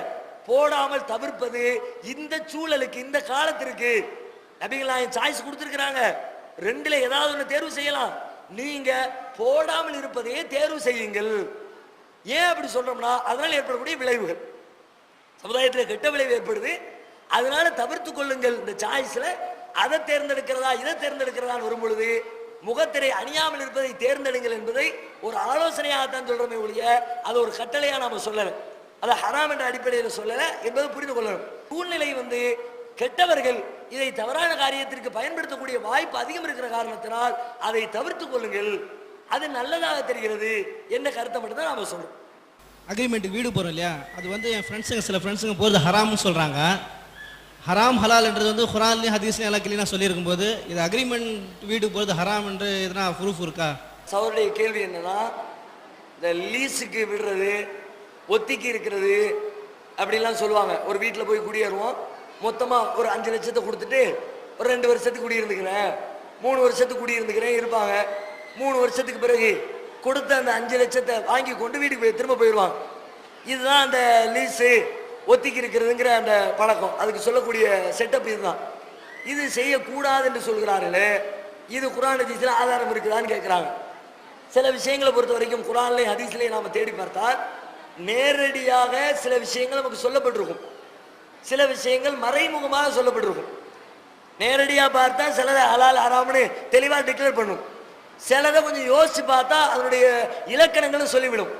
அந்த இலக்கணங்களை வைத்து பார்த்தால் இது ஹலால் இது ஹராம் என்று நம்மால் தெளிவாக புரிந்து கொள்ள முடியும். அந்த அடிப்படையில் இந்த ஒத்திக்கு இருக்கிறது லீஸுக்கு இருக்கிறது ஹலால் ஹராம்னு நேரடியாக ஒன்றும் சொல்லப்படலை, நேரடியாக ஒன்றும் சொல்லப்படலை. ஏன் சொல்லப்படலைன்னா அந்த காலத்தில் அப்படி ஒரு செட்டப்பே இல்லை. அப்படி லீஸு கூட ஒரு பழக்கம் இருந்தால் தானே லீஸு கூடாதீங்கன்னு இருப்பாங்க, ஒத்திக்கு இருக்கிற ஒரு பழக்கம் இருந்தால் தான் இருக்காதீங்கன்னு சொல்லியிருப்பாங்க. அந்த காலத்தில் அப்படி ஒரு பழக்கம் இல்லாததுனால நேரடியாக குர்ஆனிலோ ஹதீஸ்லோ சொல்லப்படலை, மறைமுகமாக அதனுடைய இலக்கணங்கள் தத்துவங்கள் சொல்லப்பட்டிருச்சு. என்ன சொல்லப்பட்டிருக்கிறது? வட்டி வாங்கக்கூடாது என்று சொல்லப்பட்டிருக்கிறது, வட்டியினுடைய சாயல் கூட ஒரு முஸ்லிம் இடத்திலே படக்கூடாது என்று சொல்லப்பட்டிருக்கிறது. இப்ப நீங்க இந்த லீஸ் ஒத்தி அக்ரிமெண்ட்ங்கிறத எடுத்து பார்த்தால் அதனுடைய அடிப்படை எதுவாக இருக்கிறது என்றால் வட்டியாகத்தான் இருக்கிறது. வட்டியை மையமாக கொண்டு தான் இந்த அக்ரிமெண்ட் ஒப்பந்தம் போடப்படுகிறது. எப்படி? ஒருத்தருடைய வீட்டை பயன்படுத்தணும், 2 ஆண்டு காலம் பயன்படுத்தணும், அதுக்காக அவருக்கு என்ன கொடுத்தோம்? நியாயமா சொன்னா ஒண்ணுமே கொடுக்கல. ஏன்? முதல்ல கொடுக்குற மாதிரி கொடுத்தோம், போகும்போது வாங்கிட்டு போயிட்டோம். ஸ்டார்டிங்ல 2 லட்சத்தை கொடுத்தோம், போகும்போது கொடுத்த லட்சத்தை வாங்கிட்டு போயிட்டோமே. அவர் வீட்டை பயன்படுத்தினதுக்கு அவருக்கு என்ன கொடுத்தோம்? அந்த 2 லட்சத்தை மொத்தமா கொடுத்தோம்ல, மொத்தமா கொடுத்தா அதை வாங்கிட்டியே இல்ல, கொடுத்து அது மறைமுகமா கணக்கு போடுறோம், கொடுத்தா அந்த 2 லட்சத்துக்கு எவ்வளவு வட்டின்னு கணக்கு போடுறோம். அவர் ஏன் கொடுத்தாரு? மாமன்னா கொடுத்தாரு, நம்ம மச்சா ரொம்ப கஷ்டப்படுற அப்படியே கொடுத்தாரு. 2 லட்சம் மொத்தமா தந்தா அதுல இருந்து வர்ற வட்டியை கணக்கு பண்றாரு. 2000 ரூபா 3000 ரூபா வரும். இந்த ஏரியால வீட்டு வாடகைக்கு எவ்வளவுதான், நம்ம வீட்டுக்கு 3000 ரூபாய் கிடைக்கும். 2 லட்சம் ரூபாய் மாச வட்டி 3000 ரூபாய் வரும். அப்படி அந்த வட்டியை மறைமுகமாக கணக்கிட்டு கொண்டுதான் அவங்க லீஸுக்கு கொடுக்கறத ஒத்துக்கிறாங்க.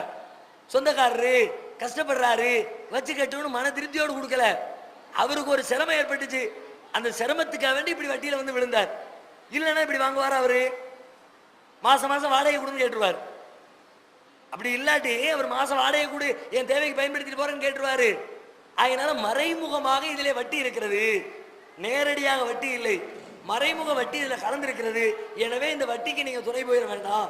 வட்டி என்பது நேரடியாகவும் இருக்கக்கூடாது, மறைமுகமாக ஒரு முஸ்லீம் அதில் பங்கெடுக்க கூடாது மார்க்கம் சொல்கின்றது. அந்த இலக்கணத்தை வைத்து பார்த்தால் இந்த லீஸ் அக்ரிமெண்ட் இது மாதிரியான காரியங்கள் தவறு என்பதை புரிந்து கொள்ள முடிகிறது.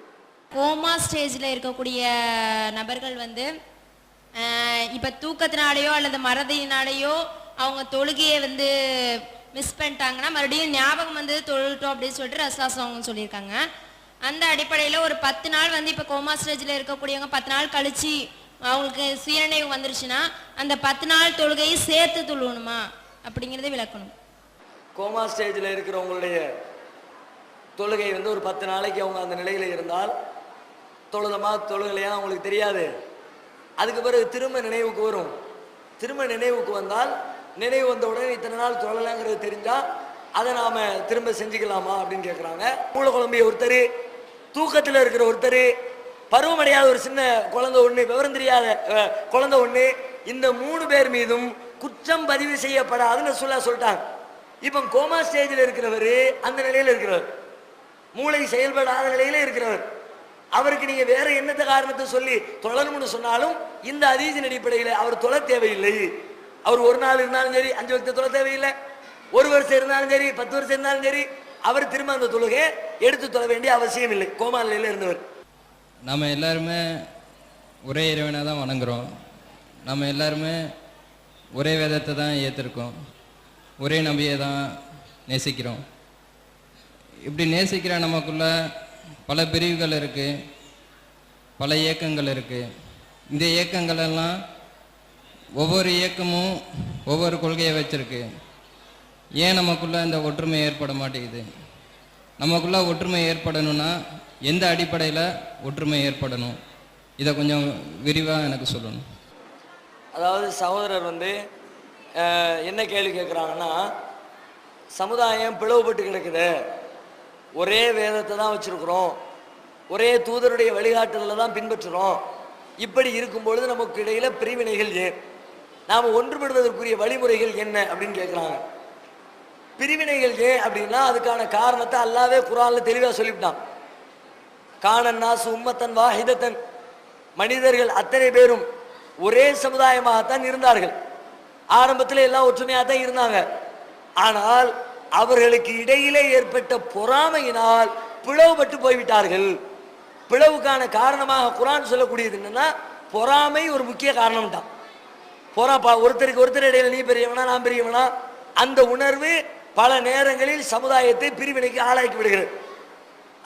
அவர் சொல்லி நான் என்ன கேட்கிறது, இவர் சொல்லி நான் என்ன ஒத்துக்கிறது, நான் இத்தனை வருஷமா ஜமாத் நடத்துறேன், நான் இத்தனை வருஷமா தலைவராக இருந்திருக்கிறேன் என்று சொல்லி அவர்களுக்கு இடையில இருக்கிற பொறாமை உணர்வு, ஈகோ உணர்வு, நான் பெரியவன் நீ பெரியவன் என்ற அந்த சிந்தனை தான் சமுதாயத்தை கெடுத்து குட்டிச்சவராகிட்டு இருக்கு. இந்த சிந்தனைகளை அழிச்சு போட்டு நாம ஒரு சிட்டிக்கு உட்கார்ந்தா ரொம்ப இலகுவாக எல்லோரும் ஒன்றுபட்டு விடலாம். பொறாமைக்கு தடை, ஒற்றுமைக்கு தடைக்கல்லாக இருப்பது முதல்ல பொறாமை உணர்வு. பொறாமையை தூக்கி கழட்டி வைக்கணும். 2வது இஸ்லாத்தை பற்றி உண்டான அடிப்படை புரிதல். பிரச்சனை கருத்து வேறுபாடுங்கிற மனுஷன் வரத்தான் செய்யும். கருத்து வேறுபாடு இல்லாம எந்த மனுஷனும் இருக்க முடியாது. மனுஷன் இருந்தா 2 கருத்து வரத்தான் செய்யும். எங்க கருத்து வேறுபாடு இருக்காது தெரியுமா? ஆடு மாடுகளுக்கு மத்தியில் கருத்து வேறுபாடே இருக்காது, அங்க பிரிவுகளே இருக்காது. மாஞ்செடி கொய்யா செடிக்கு மத்தியில் பிரச்சனையே இருக்காது. ஏன்? அங்க சிந்திக்கிற வேலை இல்லை. எங்க சிந்திக்கக்கூடிய மூளை இருக்குதோ அங்க 2 கருத்து வர்றது. எனக்கு தனி மூளை, உங்களுக்கு தனி மூளை தானே. ஒரு விஷயத்தை நான் பார்க்கிறேன், நீங்களும் பார்க்குறீங்க, 2 பேரும் ஒரே மாதிரி சிந்திப்போமா? ஏன் சிந்தனை ஒரு விதத்தில் அமைந்திருக்கும், உங்களுடைய சிந்தனை வேறு விதத்தில் அமைஞ்சிருக்கும். அதனால மனுஷன் எங்கெல்லாம் இருக்கானோ அங்கெல்லாம் 2 கருத்து இருக்கத்தான் செய்யும். 2 கருத்து வரும் பொழுது அந்த 2ல் எது சரியானது எது தவறானது முடிவெடுக்கும். சரியானது எதுன்னு முடிவெடுக்கிறதுக்குரிய வழியை கண்டுபிடிச்சு சரியானது தெரிஞ்சுக்கிட்டு சரியான ரூட்டுக்கு 2 பேரும் வந்து விட்டால், நான் தப்பா சொல்லியிருந்தா நான் மாத்திக்கிறேன், நீங்க தப்பா சொல்லினா நீங்க மாத்திக்கங்க. அப்படி 2 பேரும் அந்த உணர்வுக்கு வந்து சரியானதை கண்டுபிடித்து அதற்கு கட்டுப்பட்டு விட்டால் எல்லாரும் ஒன்றுபட்டுருவான். கருத்து வேறுபாடே இருக்கக்கூடாதுன்னு சொல்லக்கூடாது, கருத்து வேறுபாடு இருக்கும். மனுஷன் உசுரோடு இருக்கிற வரைக்கும் கருத்து வேறுபாடு வந்துகிட்டே இருக்கும். கருத்து வேறுபாடு வந்த உடனே இந்த விஷயத்துல நீ இந்த கருத்தை சொல்ற, நான் இந்த கருத்தை சொல்றேன், ரெண்டு கருத்துல எந்த கருத்து சரியான கருத்து பார்ப்போம். எப்படி பார்க்கறது? சரியானது தவறானதை பிரிச்சு பார்க்கறது குர்ஆன் ஹதீஸ் கையில இருக்குது. குர்ஆனை வச்சு பார்ப்போம், ஹதீஸை வச்சு பார்ப்போம். குர்ஆனும் ஹதீஸும் எதை சரின்னு சொல்றதை ஏத்துக்குவோம். அந்த முடிவுக்கு வாங்க. எல்லோரும் அந்த முடிவுக்கு வந்துட்டா ஒரு நிமிஷத்துல ஒற்றுமை ஏற்பட்டு விடும். இந்த முடிவுக்கு வராத வரைக்கும் எவ்வளவுதான் நீங்க ஒற்றுமையை பத்தி பேசினாலும் தரும், ஒற்றுமை இல்லாததுனால ஏற்படக்கூடிய இழப்புகளை பத்தி பேசினாலும் தரலாம், கண்டிப்பா நம்முடைய சமுதாயத்துல ஒற்றுமை ஏற்படவே செய்யாது. கருத்து வேறுபாடு இருக்குது. ஓன் கருத்து என் கருத்து ரெண்டு கருத்தையும் குர்ஆன்கிட்ட போய் கேட்போம், ஹதீஸ்கிட்ட போய் கேட்போம். அந்த குர்ஆனும் ஹதீஸும் எதை சரி என்று சொல்கிறதோ அதற்கு நீங்களும் கட்டுப்பட்டு விட வேண்டும், நாங்களும் கட்டுப்பட்டு விட வேண்டும் என்று எல்லா அமைப்புகளும் ஒரு முடிவுக்கு வந்தா அதுதான் தீர்வுக்கு, ஒற்றுமைக்கு ஒரே வழி. அதுதான் உண்மையான ஒற்றுமையா இருக்கும்.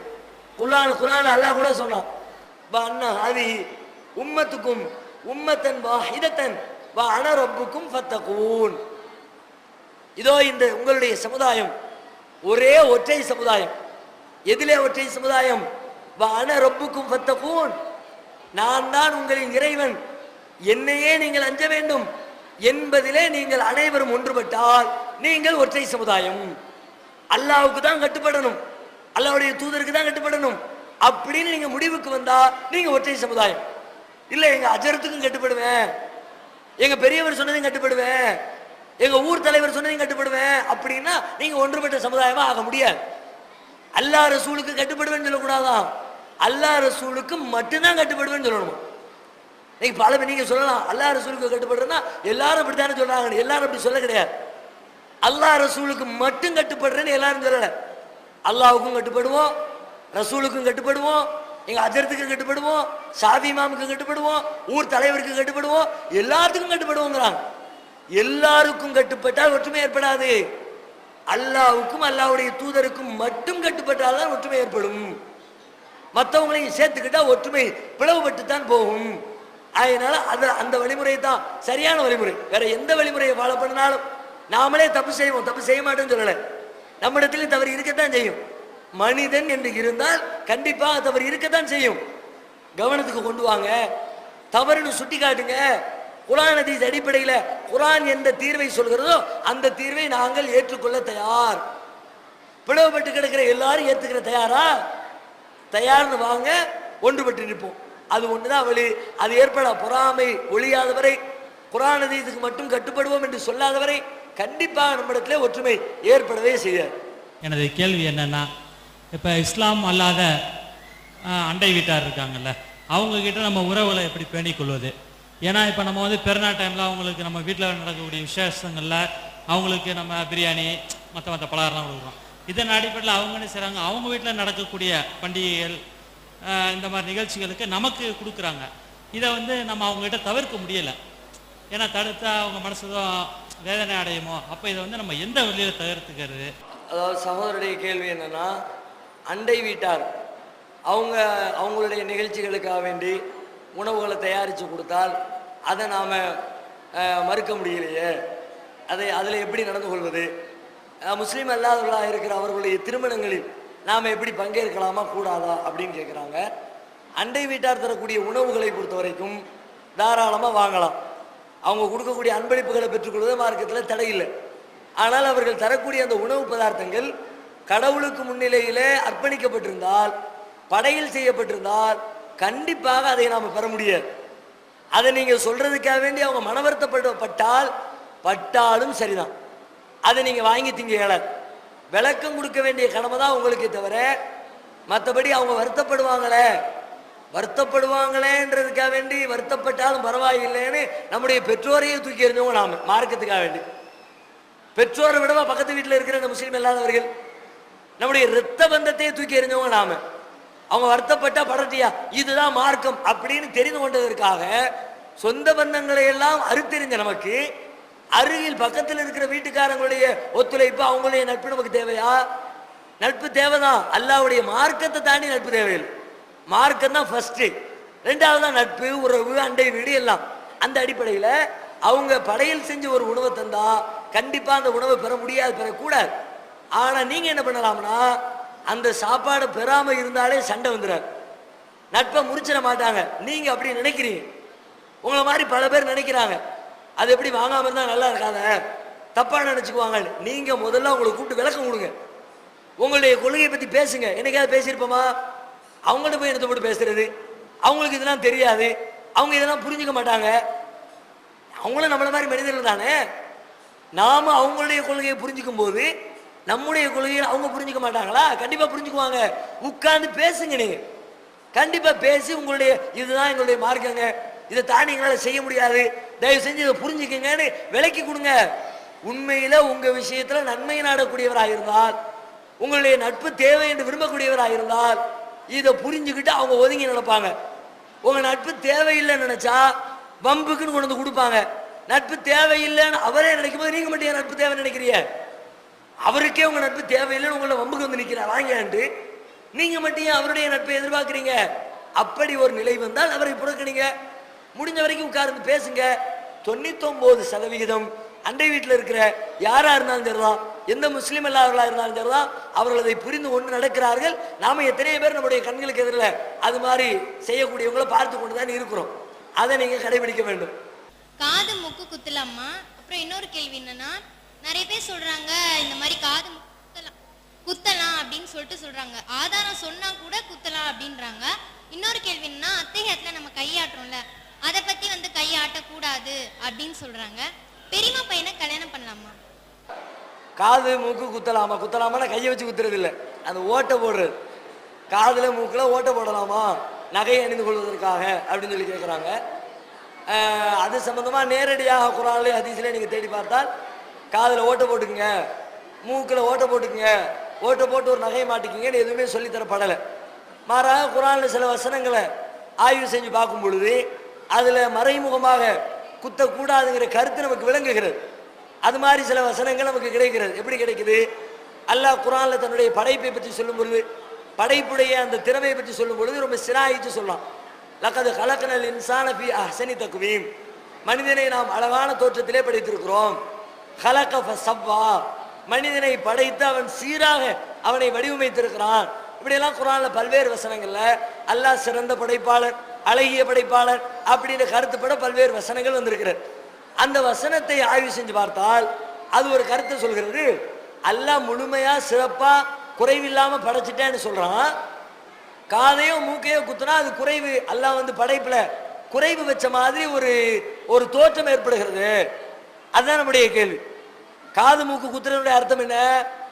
ஒருத்தர் ஒரு பில்டிங் கட்டுறாரு, கட்டடத்தை கட்டுறாரு, கட்டடத்தை கட்டி முடிச்சுட்டு வீட்டுக்குள்ள குடியேற வரும்போது பார்த்தா தேவைப்பட்ட ஃபேன் இருக்கணும், ஃபேன் மாட்டுறதுக்கு கொக்கி இருக்கணும். வீட்டுக்குள்ள வர்றவங்க ஃபேனை கொண்டு வந்து ஃபிட் பண்ணி உள்ள வந்து குடியிருப்பாங்க. உள்ள வந்து பார்த்தா பில்டிங் ஃபுல்லா பூசி வச்சிருக்கிறாரு, ஃபேனு போடுறதுக்கு எங்கேயுமே கொக்கி இல்லை, கம்பி ஒண்ணுமே இல்லை. வந்தவர் என்ன சொல்வாரு? என்னையா மனுஷன் பில்டிங் கட்டிருக்கான், இங்க எங்க ஃபேன் போடுன்னு தெரியாது, இங்க டியூப்லைட் வைக்கணும் தெரியாது, அங்கங்க 2 ஆணி அவர் போட்டு வச்சிருக்கணும், ஓட்டையை போட்டு கம்பியை சொருகி வச்சிருக்கணுமே, கம்பி வைக்காம விட்டுட்டாரு. சரி, அவர் தான் வைக்காம போனார், அதுக்காண்டி நம்ம போடாம இருக்க முடியுமா? கொண்டு வந்து ஓட்டையை போட்டு கம்பியை சொருவி அதுல சிமெண்ட் வச்சு பூசி அதுக்கு பிறகு போட்டுக்குவோம். இப்ப என்ன அர்த்தம்? நாம ஃபேனை போட்டோம், கட்டடத்துல ஓட்டையை போட்டோம்னா ஓட்டையை போட்டோங்கிற அர்த்தம் இல்ல. ஓட்டை போட வேண்டிய பில்டிங் கான்ட்ராக்டர் ஓட்டை போடாம விட்டுட்டாரு, அவர் மேல குறை சொல்றோம். அதே மாதிரி தான் இங்க இந்த இடத்துல ஒரு கம்மலை போடுறதுக்கு ஒரு ஓட்டை இருக்கணும். அல்லாஹ் போடாம விட்டுட்டான், சரி அவன் தான் போடாம விட்டான், நம்மளா போட்டுக்குவோம். அவனுடைய படைப்பையே குறை சொல்லுகிற விதமாக இது அமைந்திருக்கிறது. அல்லாஹ்வுடைய படைப்பை குறை சொல்ற விதமா இருக்கக்கூடாதுன்றதுனால நீங்க ஓட்ட போடாதீங்க அப்படின்னு கருத்தை நாம சொல்றோம். அதுக்கு மாற்று கருத்து சொல்லுவாங்க. என்ன சொல்லாங்க? இல்ல இல்ல, கம்மல் போட்டிருக்கிறாங்க, ரசூலுல்லாஹ் காலத்திலேயே கம்மல் போடக்கூடிய பழக்கம்லாம் இருந்துச்சு. ஒரு ஹதீஸே ஆதாரமாக காட்டுகிறாரு. எந்த ஹதீஸ்னா, ஒரு பெருநாள் தினத்துல நபிகள் நாயகம் உரை நிகழ்த்துவாங்க, பெண்கள் பகுதியில் உங்களுக்கு கேட்காது, உடனே அங்க போய் நின்று தனியா பயான் பண்ணுவாங்க. பயான் பண்ணி முடிச்ச உடனே பெண்களை தர்மம் செய்யுங்கன்னு சொல்லுவாங்க. உடனே பக்கத்துல இருந்த பிலால் ரலியல்லாஹு துண்டை ஏந்திக்கிட்டு தர்ம பொருளை வாங்குறதுக்காக வேண்டி கூட்டத்துக்குள்ள போவாங்க. அப்போ பெண்கள் காசு பணத்தை அள்ளி போடும் பொழுது தங்களுடைய காதுகளில் கிடந்த கம்மலையும் கலட்டி போட்டார்கள் அப்படின்னு ஒரு ஹதீஸ் வருது. அதை வைத்துக்கொண்டு என்ன சொல்லாங்க, ரசூலுல்லாஹ் காலத்துல கம்மல் போடுற பழக்கம் இருந்திருக்குல்ல, கம்மல் போடக்கூடாது என்று இருந்தால் ரசூலுல்லாஹ் அன்னைக்கு நேரடியாகவே தடுத்திருப்பார்களே. ஆகையினால ரசூலுல்லாஹ் தடுக்காத உடனே நாம தடுக்கிற அதிகாரம் இல்லைன்னு சொல்றாங்க. நல்லா கவனிச்சு பார்த்தா நாம சொல்றது அவங்க சொல்றது வேற வேற விஷயம். நாம காதுல ஓட்ட போடுறதை பத்தி பேசுறோம், அந்த ஹதீஸ் கம்மலை பத்தி பேசுது. கம்மல் போடக்கூடாதுன்னு சொல்லல, ஓட்ட போடக்கூடாதுங்கிறது நம்முடைய கருத்து. கம்மலை போட்டுக்குங்க, அது எப்படி ஓட்ட போடாம கம்மல் போடுறதுன்னு கேட்கக்கூடாது. அதுக்கு மேல ஏதாவது கண்டுபிடிச்சிட்டா இன்னைக்கு ஓட்ட போடாம கம்மல் போடுறதுக்கு எத்தனை வழி இருக்குது. இப்போ பாம்பேக்கெல்லாம் போனீங்கன்னு வச்சுக்குவோம், அங்கே இந்த கவரிங் நகை செய்யக்கூடிய இடத்துல எல்லாம் ஓட்ட போடாம காதலையும் மூக்களையும் போடுறதுக்குரிய நிறைய சாமான்களை கண்டுபிடிச்சி வச்சுக்கிட்டான். அப்புறம் என்ன ஒட்டுக்கம்மலா ஒட்டுக்கம்மலுங்கிறாங்க, அதை கொண்டு போய் ஒட்டு விட்டு சக்குன்னு பிடிச்சிக்குது, சிக்குன்னு விட மாட்டேங்குது. இன்னும் சில கண்டுபிடிச்சிருக்கிறான், மேல இருந்து ஒரு பெரிய கம்பி மாதிரி வருது, இந்த முடி பறக்க விடாம ஒன்று போடுவாங்களே ஒரு கிளிப்பு மாதிரி, அந்த கிளிப்பு இப்படி தலையில இருந்து இப்படி வருது, காதுக்கு பின்னாடியோடு அந்த கம்பி வளையுது. வளைச்சு கொண்டு வந்து அந்த கம்பியினுடைய கீழ் பகுதியில் 2 கம்மல் தொங்குது, நேர கரெக்டா காதோடு ஒட்டி நிற்குது. பார்த்தா கம்மல் போட்ட மாதிரி இருக்கு. ஓட்டையும் போடல, கம்மலும் போட்டாச்சு, வசதியா போச்சு தானே. ஓட்ட போடுறது சரிச்சா இருக்குது. ஓட்ட போடாமலே ஒரு கம்மல் போட வாய்ப்பு இருந்துச்சுன்னா போட்டுட்டு போவோமே, பிறகு என்ன. அதனால ஓட்ட போடுறதை பொறுத்த வரைக்கும் போடாமல் இருப்பது தான் சரி அப்படின்னு நமக்கு விளங்குகிறது. ஒருவேளை இதுல உங்களுக்கு சந்தேகம் வந்தால், இல்லை நீங்க எப்படி சொல்றிய அவர் அப்படி சொல்றாரு என்ன பண்றதுங்கிற மாதிரி ஒரு டவுட் வந்துருச்சா, டவுட் வந்தா என்ன பண்றது, ரசூலா ஒரு வழி சொல்லி இருக்கிறாங்க, அந்த வழியை ஃபாலோ பண்ணீங்க. ரசூலா சொன்னாங்க, மா யுரீபுக்க இலா மாலா யுரீபுக்க, சந்தேகமானதிலிருந்து சந்தேகம் இல்லாததின்பால் சென்று விடு. டவுட்னு வந்துருச்சா அதுல கால வைக்காதீங்கடா. யார் சந்தேகமானதிலிருந்து விலகி கொள்கிறாரோ அவர்தான் அல்லாஹ் தடுத்த ஹராமானவைகளிலிருந்தும் தன்னை விலக்கிக் கொள்வதற்கு அதிகம் தகுதி படைத்தவர். டவுட்டா இருந்தாலே தூர விலகிட்டா ஹராம் பக்கம் காலை வைக்க மாட்டேன். சும்மா சந்தேகம் தான், அப்படியே இருக்குன்னு சொல்லத்தானே செய்யறாங்க அப்படின்னு போனீங்கன்னா ஹராம செஞ்சிருவீங்க அப்படின்னு சொல்லாங்க. ஆகையினால கம்மல் காதுல ஓட்ட போடாம கம்மல் போட்டுங்க, காதலையும் மூக்களையும் ஓட்ட போடாமல் இருப்பதுதான் மார்க்கத்துல நாம புரிந்து கொள்ள வேண்டிய ஒரு செய்தியாக நமக்கு விளங்குகிறது. அடுத்து என்ன கேட்கிறாங்க அப்படின்னா, விரல் அசைக்கிறது, சில பேர் விரல் அசைக்க கூடாதுங்கிறாங்களே அப்படின்னு சொல்றாங்க. சில பேர் அப்படி சொல்றாங்க, தௌஹீத் போர்வையை போர்த்தி கொண்டு சில பேர் சொல்றாங்க. எந்த அடிப்படையில் சொல்றாங்கன்னா, விரல் அசைப்பது சம்பந்தமா வரக்கூடிய ஹதீஸ்ல அதிகமான அறிவிப்புகள் இஷாராங்கிற சொல்லு பயன்படுத்தப்பட்டிருக்கிறது. இஷாரானா சுட்டி காட்டுதல் அப்படிம்பாங்க. சுட்டி காட்டுறதுன்னா என்ன, அந்த நிற்கிறார்ல அந்த நிற்கிறார் அப்படி காட்டுறோம்ல, அதான சுட்டி காட்டுறது. அது இஷாரா செஞ்சாங்கன்னு வந்துச்சுன்னா அதோ நிற்கிறார் என்று சுட்டி காட்டுவது தானே. அப்ப அத்தையா திருப்பிலிருந்து சுட்டி காட்ட வேண்டும். நாங்களும் ஹதீஸை தான் ஃபாலோ பண்றோம், விரல அசைக்க கூடாதுன்றதுக்கு இந்த இஷாராங்கிற வார்த்தையை ஒரு ஆதாரமாக எடுத்து காட்டுகிறார்கள். ஆனா இஷாராங்கிறது வெறுமனே இப்படி சுட்டி காட்டுறது மட்டும் அர்த்தம் இல்லை. இஷாராங்கிற சொல்லுக்கு முழுமையான அர்த்தம் என்னன்னா சைகை செய்தல். சரி, சுட்டி காட்டுதல் வச்சுக்கிட்டா கூட சுட்டி காட்டுதல் என்ன, அதுக்கு ஒரு விளக்கம் என்னன்னா, ஒரு செய்தியை உங்களுடைய வாயால சொல்லாம எதை உடல் உறுப்புகளால் உணர்த்துறீங்களோ அதுதான் சுட்டி காட்டுதல். அங்கே நிற்கிறான் அப்படி சொல்லாம கையை வச்சு காட்டி சொன்னா அதுக்கு பேர் சுட்டி காட்டுதல். சாப்பிடணும், சாப்பாடு வாங்கிட்டு வா அப்படி சொல்லாம அப்படிங்கிறோம், இவர் சுட்டி காட்டினார். தூங்கணும், தூக்கம் வருது, தூக்கம் வருதுன்னு வாயால சொல்லாம கண்ணை ஒத்தி தலையை சாச்சு அப்படியே கையில கொண்டு போய் தலையை படுக்க போட்ட மாதிரி காட்டினா தூக்கம் வருதுன்னு சைகை பண்ணாரு. தண்ணி கேட்டாரு, மிரட்டுறாரு, காலை தூக்க மிதிக்கிறாரு, வாயால சொல்லாம எதையெல்லாம் ஆக்ஷன் பண்றோமே, இந்த ஆக்ஷன் தான் சுட்டி காட்டுதல், சைகை பண்ணுதல். அரபியில அதுக்கு பேர் இஷாரா. இஷாரா செய்தல் அர்த்தம். அவங்க சொல்ற அடிப்படையில் இப்படி காட்டினாலும் இஷாரா தான், மறுக்கல. இது மட்டுமா இஷாரா, இது மட்டுமா சுட்டி காட்டுதல், இதுவும் இஷாரா, இதுவும் இஷாரா, இதுவும் எல்லாமே இஷாரா. எத்தனை விரலை வச்சுக்கிட்டு எத்தனை இஷாரா பண்ணலாம். ரசூலுல்லாஹ் இந்த இடத்துல என்ன இஷாரா பண்ணாங்க, இஷாரா பண்ணாங்க, ஓகே, என்ன இஷாரா, அந்த கேள்வி அவங்கள்ட்ட கேட்டா பதில் இல்லை. ஆனா ஹதீஸ்ல கேட்டா பதில் இருக்கு. வேறொரு ஹதீஸ்ல விளக்கப்படுகிறது, ஹர்ரிகுஹா யதுபிஹா, சுட்டி காட்டினாங்க, அசைச்சாங்க, எப்படி ஒருத்தரை அழைக்கிற மாதிரி, கூப்பிடுற மாதிரி இஷாராவுக்கு இந்த ஹதீஸ் விளக்கம் கொடுத்துருச்சு. கூப்பிடுற இஷாரா, சாப்பிடுறேன்னு இஷாரா இல்லை, அடிப்பேன் இஷாரா இல்லை, கூப்பிடுற இஷாரா, அழைக்கிற இஷாரா. இப்போ 2 ஹதீஸையும் சேர்த்து வச்சு அமல் செஞ்சாதான் சரியான முறையில் அமல் செய்யறன்னு அர்த்தம். ஒரு ஹதீஸை எடுத்துக்கிட்டு ஒன்னா விட்டா அது சரியான பார்வை இல்லை. அந்த அடிப்படையில் சில பேர் நீட்டனுங்கிறாங்க, ஹதீஸனுடைய பாதியை எடுத்துக்கிட்டு நீட்டணும்னு சொல்றாங்க. சில பேர் ஆட்டணுங்கிறாங்க, அசைக்கணுங்கிறாங்க. ஹதீஸை முழுமையா எடுத்துக்கொண்டவர்கள் தான் அசைக்க வேண்டும் என்ற கருத்தை சொல்றாங்க என்பதை நாம புரிந்து கொள்ள வேண்டும். பெரியமா பையனை வந்து கல்யாணம் பண்ணலாமா அல்ல, சிம்பிளா ஒரு ரூட்டை சொல்லிவிட்டான். யாரை பண்ணக்கூடாதுன்னு சொல்லிவிடுறேன், மற்ற ஆளை யாரை வேணாலும் பண்ணிக்கிறேன். ஒரு ஒரு ஒரு சின்ன லிஸ்ட், அது ஒரு சின்ன வசனத்துக்குள்ள முடிஞ்சு போச்சு. ஹுர்ரிமத் அலைக்கும் உம்மஹாத்துக்கும் ஓ பனாத்துக்கும், ஆம்பளை சைட்ல இருந்து பேசுறான். ஹுர்ரிமத் அலைக்கும் உம்மஹாத்துக்கும் ஓ பனாத்துக்கும் வ அகவாத்துக்கும் வ அம்மாத்துக்கும் வ ஹாலாத்துக்கும் வ பனாத்துல் அஹி வ பனாத்துல் உஹ்தி வ உம்மஹாத்துக்கும் உல்லாத்தி அர்லானக்கும் வ அகவாத்துக்கும் மினர் ரலாத்தி வ உம்மஹாத்து நிசாயிக்கும் வ ரபாயிபுக்கும் உல்லாத்தி ஃபீ ஹுஜூரிக்கும். ஒரே வசனத்துல மேட்டர் ஃபுல்லா க்ளோஸ் பண்ணிட்டான். யாரையெல்லாம் நீ கல்யாணம் முடிக்க கூடாது, ஆம்பளை சைட்ல இருந்து பேசுறான். அதே பொம்பளைக்கு இப்படி உள்டா மாத்திக்க வேண்டியதான். உங்களுடைய தாய்மார்களை கல்யாணம் முடிக்க முடியாது, உங்கள் பிள்ளைகளை கல்யாணம் முடிக்க முடியாது, உங்கள் சகோதரிகளை கல்யாணம் முடிக்க முடியாது, உங்களுடைய சின்னம்மா பெரியம்மாவை கல்யாணம் முடிக்க முடியாது, உங்களுடைய மாமி அத்தா கூட பிறந்த சகோதரி மாமியை கல்யாணம் முடிக்க முடியாது, உங்களுடைய பால்குடி பிள்ளைகளை கல்யாணம் முடிக்க முடியாது, பால்குடி சகோதரிகளை கல்யாணம் முடிக்க முடியாது, ஒரே நேரத்தில் அக்கா தங்கச்சியை கல்யாணம் முடிக்க முடியாது. ஒரு லிஸ்ட்டை போட்டு இவ்வளவுதான். இந்த லிஸ்டுக்குள்ள பனாத்துலாகி சகோதரனுடைய பிள்ளைய கல்யாணம் முடிக்க முடியாது, சகோதரியுடைய பிள்ளைய கல்யாணம் முடிக்க முடியாது. இவ்வளவுதான் மொத்தம். வேற கல்யாணம் முடிக்க முடியாத லிஸ்ட்னா எல்லாம் ஒண்ணுமே சொல்லலை. அப்போ பெரியம்மா மகனை முடிக்கலாமா முடிக்க கூடாதா? தாராளமா முடிக்கலையே, முடிக்க கூடாத லிஸ்ட்ல இல்லை. எதை முடிக்க கூடாது நல்லா சொன்னாலும் அந்த லிஸ்ட்ல பெரியம்மா பிள்ளை இல்லை, சின்னம்மா பிள்ளை இல்லை.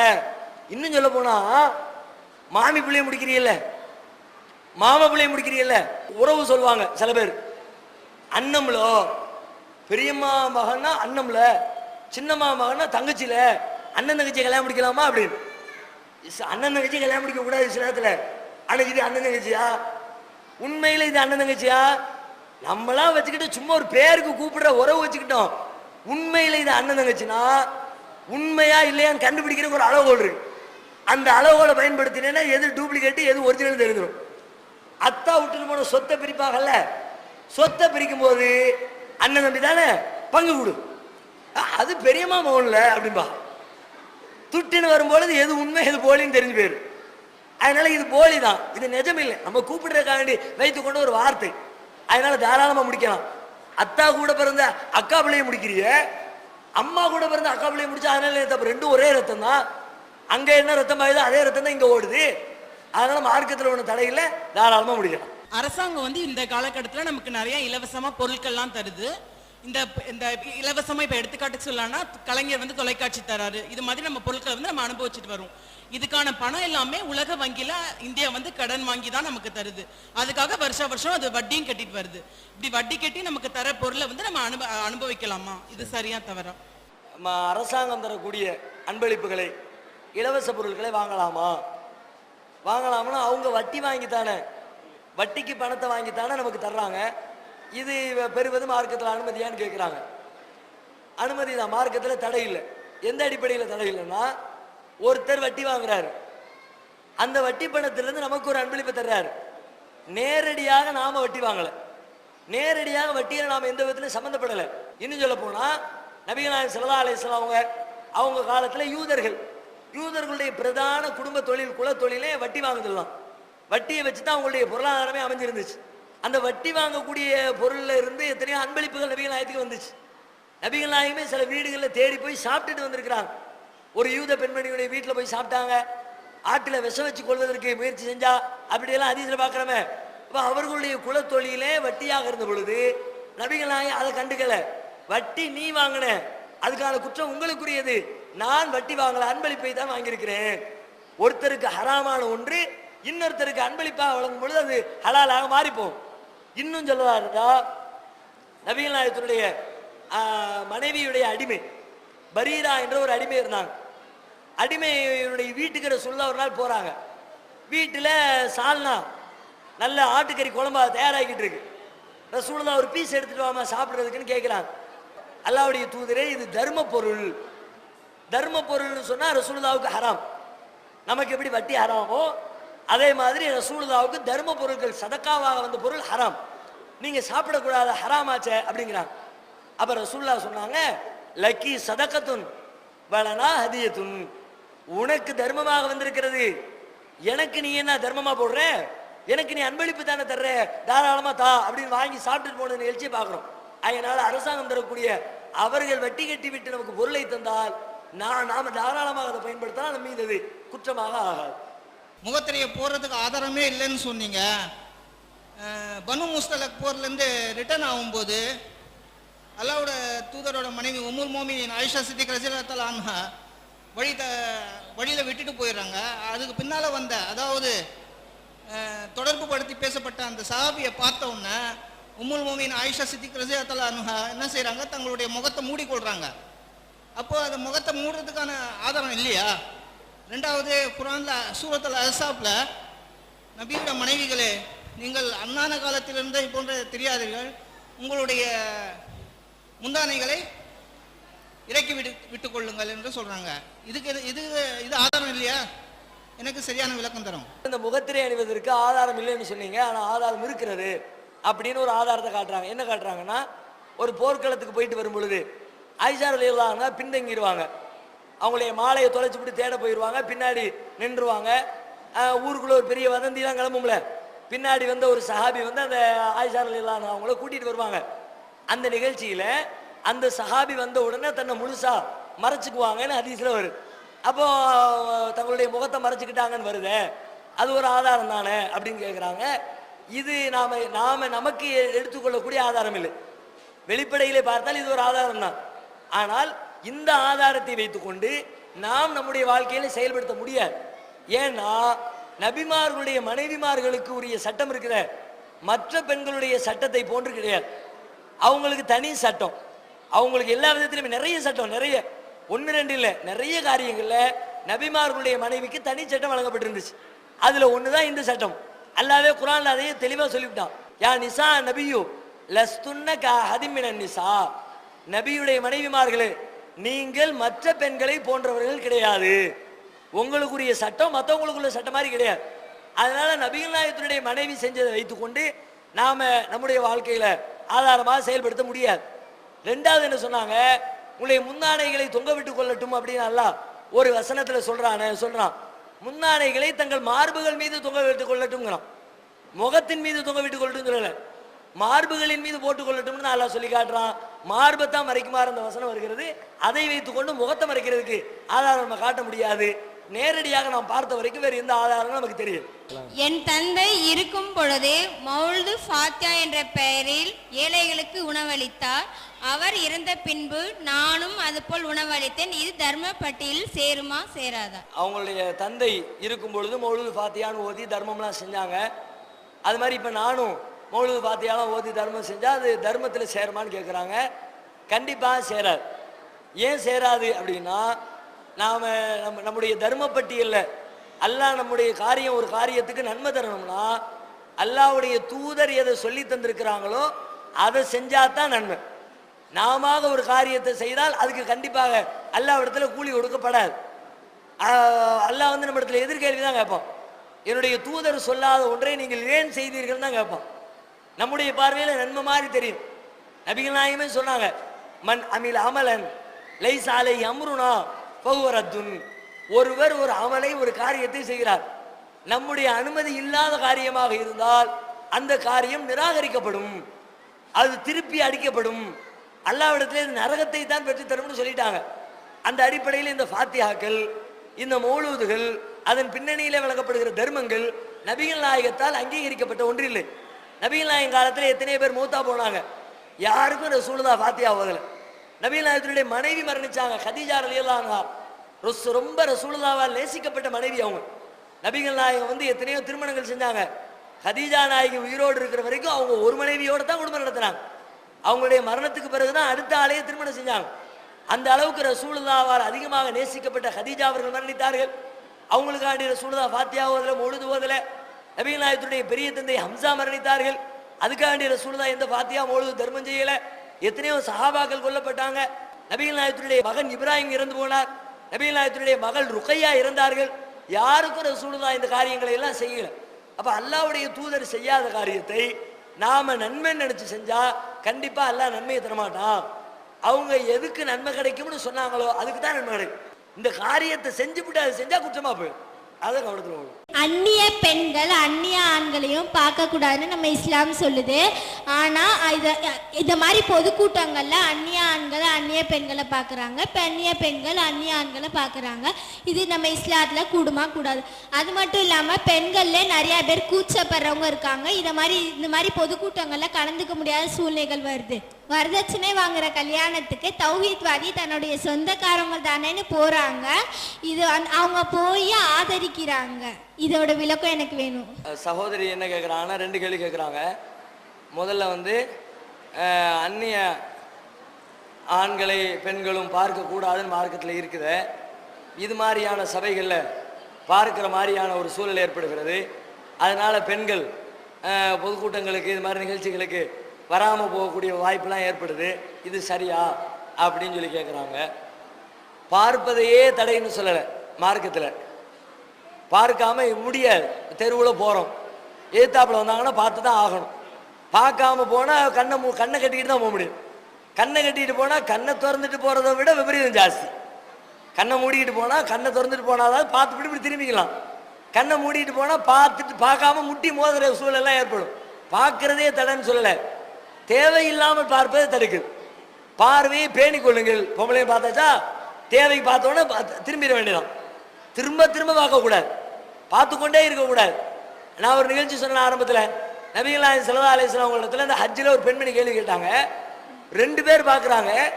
ஒரு ஆளுடைய பார்வைக்கு அனுமதி, இன்னொரு ஆளுடைய பார்வைக்கு அனுமதி மறுக்கப்படுகிறது.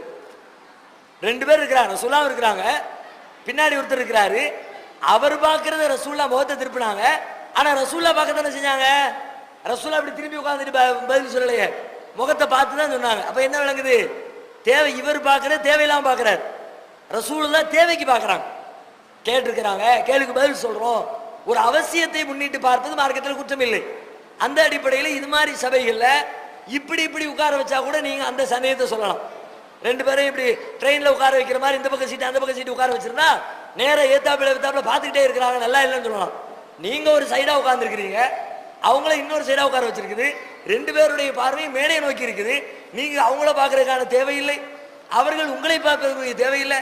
2 பேருமே மேடையை பார்க்கறதுக்குரிய தேவை ஏற்பட்டிருக்கும் பொழுது அதில் நீங்கள் வருத்தப்படுறதுக்கான அவசியம் தேவை, ஒரு நெருடல் உங்களுக்கு வர வேண்டிய அவசியம் இல்லை. இன்னும் சொல்ல போனால் அந்நிய ஆண்களை பார்க்கறது பொதுக்கூட்டத்தில் பார்க்க வேண்டியது வந்துடுது. அதனால இது சபைக்கு வர முடியலைன்னா வீட்டு வாசலை விட்டு வெளியில் வர முடியாது. நீங்கள் வீட்டு வாசலை விட்டு வெளியில் வந்து யாராவது பார்க்க என்ன செய்வீங்க? பார்க்காமலே முழுக்க இந்தியா முழுக்க பெண்களாக இருக்கிறாங்க, வீட்டுக்குள்ளே பூரா ஆம்பளைங்க, வெளியில் பூரா பொம்பளைங்க. அதனால வெளியில் சுதந்திரமாக இருக்கிறோன்னா சரிங்களா? வீட்டு வாசலை விட்டு வெளியிலே வராமல் இருக்கிறவர்கள் மட்டும்தான் வெளியில் வந்தால் பார்க்க வேண்டியது இருக்குது அப்படிங்கிற ஒரு கேள்வி வரும்.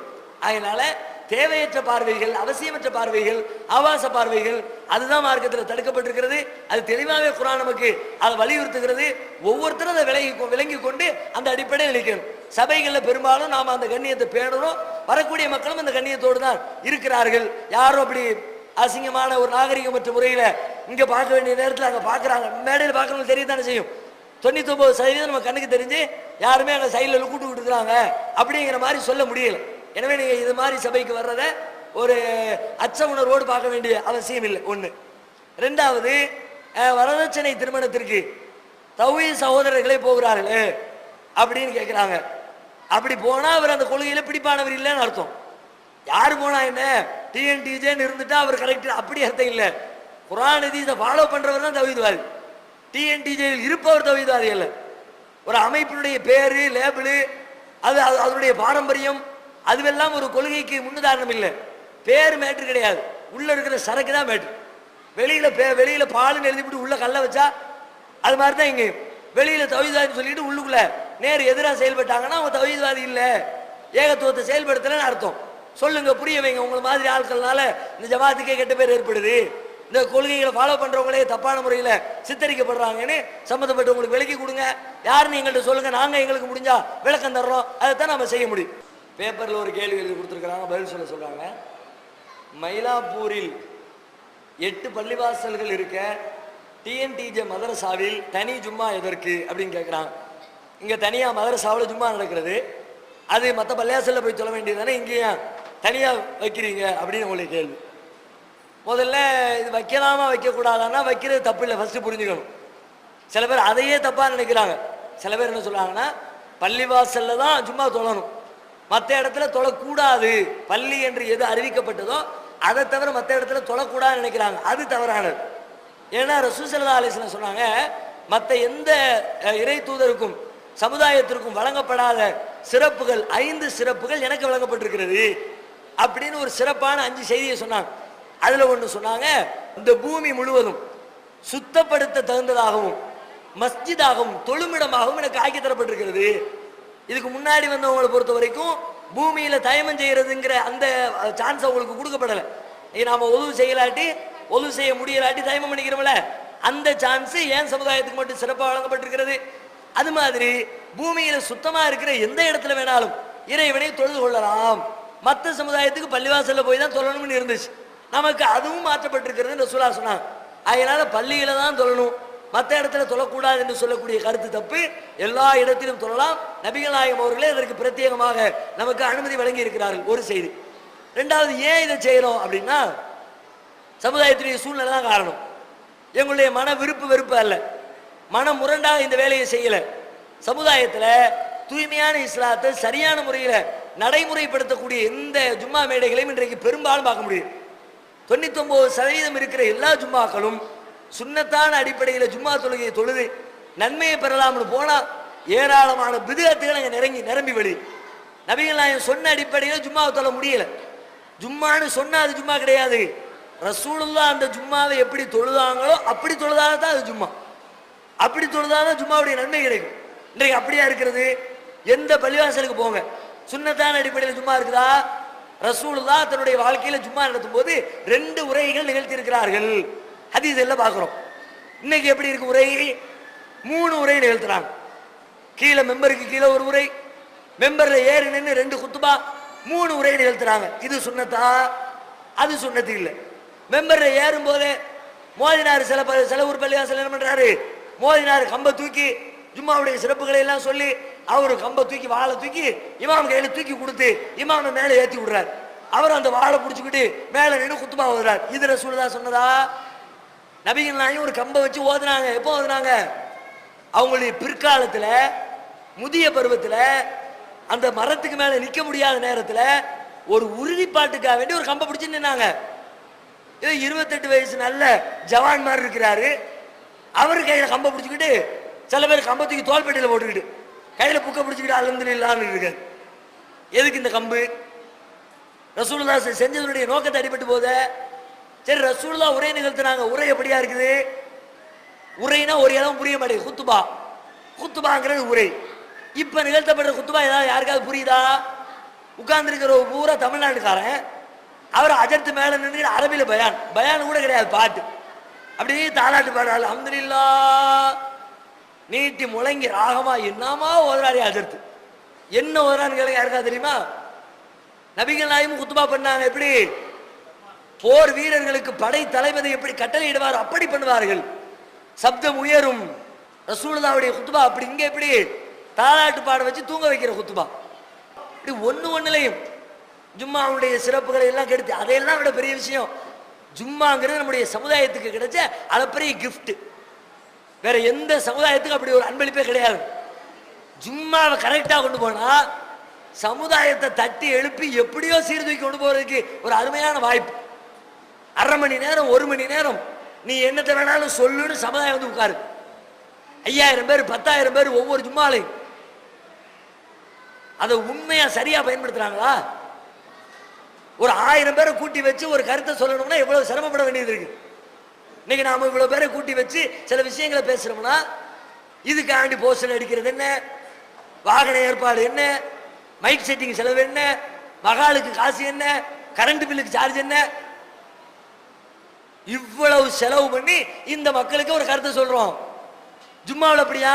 ஒரு போஸ்டர் கிடையாது, ஒரு நோட்டீஸ் கிடையாது, ஒரு மகால் பிடிக்க வேண்டிய அவசியம் கிடையாது. ஏற்கனவே செஞ்சு வச்சிருக்கிற அரைகுறை மைக்க வச்ச உபயோகிக்கலாம். எந்த செலவும் சிரமமும் இல்லாம 1000 பேர் 500 பேர் என்னத்தையாவது சொல்லியான்னு வந்து நிக்கிறான். அவனுக்கு சரியான மார்க்கத்தை சொல்றாங்களா?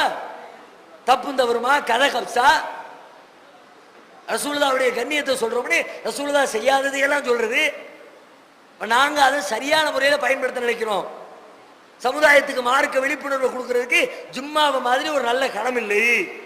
அந்த ஜும்மாவை நாமும் கையில் எடுப்போம், சுன்னத்தான அடிப்படையில் நிறைவேற்றுவோம், மறுமையில் நன்மை கிடைக்கிற வாய்ப்புகளை மக்களுக்கு திறந்து தருவோம், இஸ்லாம் குறித்த சரியான தகவலை மக்களுடைய உள்ளத்தில் பதிய வைப்போம், மக்களுக்கு ஏற்படக்கூடிய இழப்புகளை சுட்டி காட்டி விழிப்புணர்ச்சி ஏற்படுத்துவோம். அப்படின்னு இது மாதிரியான பல நன்மைகள் நாங்கள் நடத்தக்கூடிய மதரசா நடத்துகிற ஜும்மாவில் நடக்குது. உங்களுடைய ஜும்மாக்கள் அது இல்லை, அதனால தனியாக வந்திருக்கிறோம். எல்லாத்தையும் மாற்றிக்கிறீங்களா? நாங்களும் வந்துக்கிறோம். எங்களுக்கு என்ன தனியாக பண்ண ஆசையா? சேர்ந்துருந்தா வெயிட்டு தானே. எங்களுக்கு தெரியாதா? ஒற்றுமையினுடைய பலம் எங்களுக்கு தெரியத்தான் செய்யும். நீங்க சரியில்லைன்றக்காண்டி வெளியே வந்திருக்கிறோம். எல்லாத்தையும் திருத்திக்கிறோம்ப்பா, அப்படிங்களா சொன்ன அடிப்படையில் சும்மா நடத்துறோம்ப்பா, வான்னு கூப்பிடுங்க, தாராளமா வந்து நாங்களும் வந்து அமர்ந்து கொள்வதற்கு தயாராகத்தான் இருக்கும். அல்லாஹ்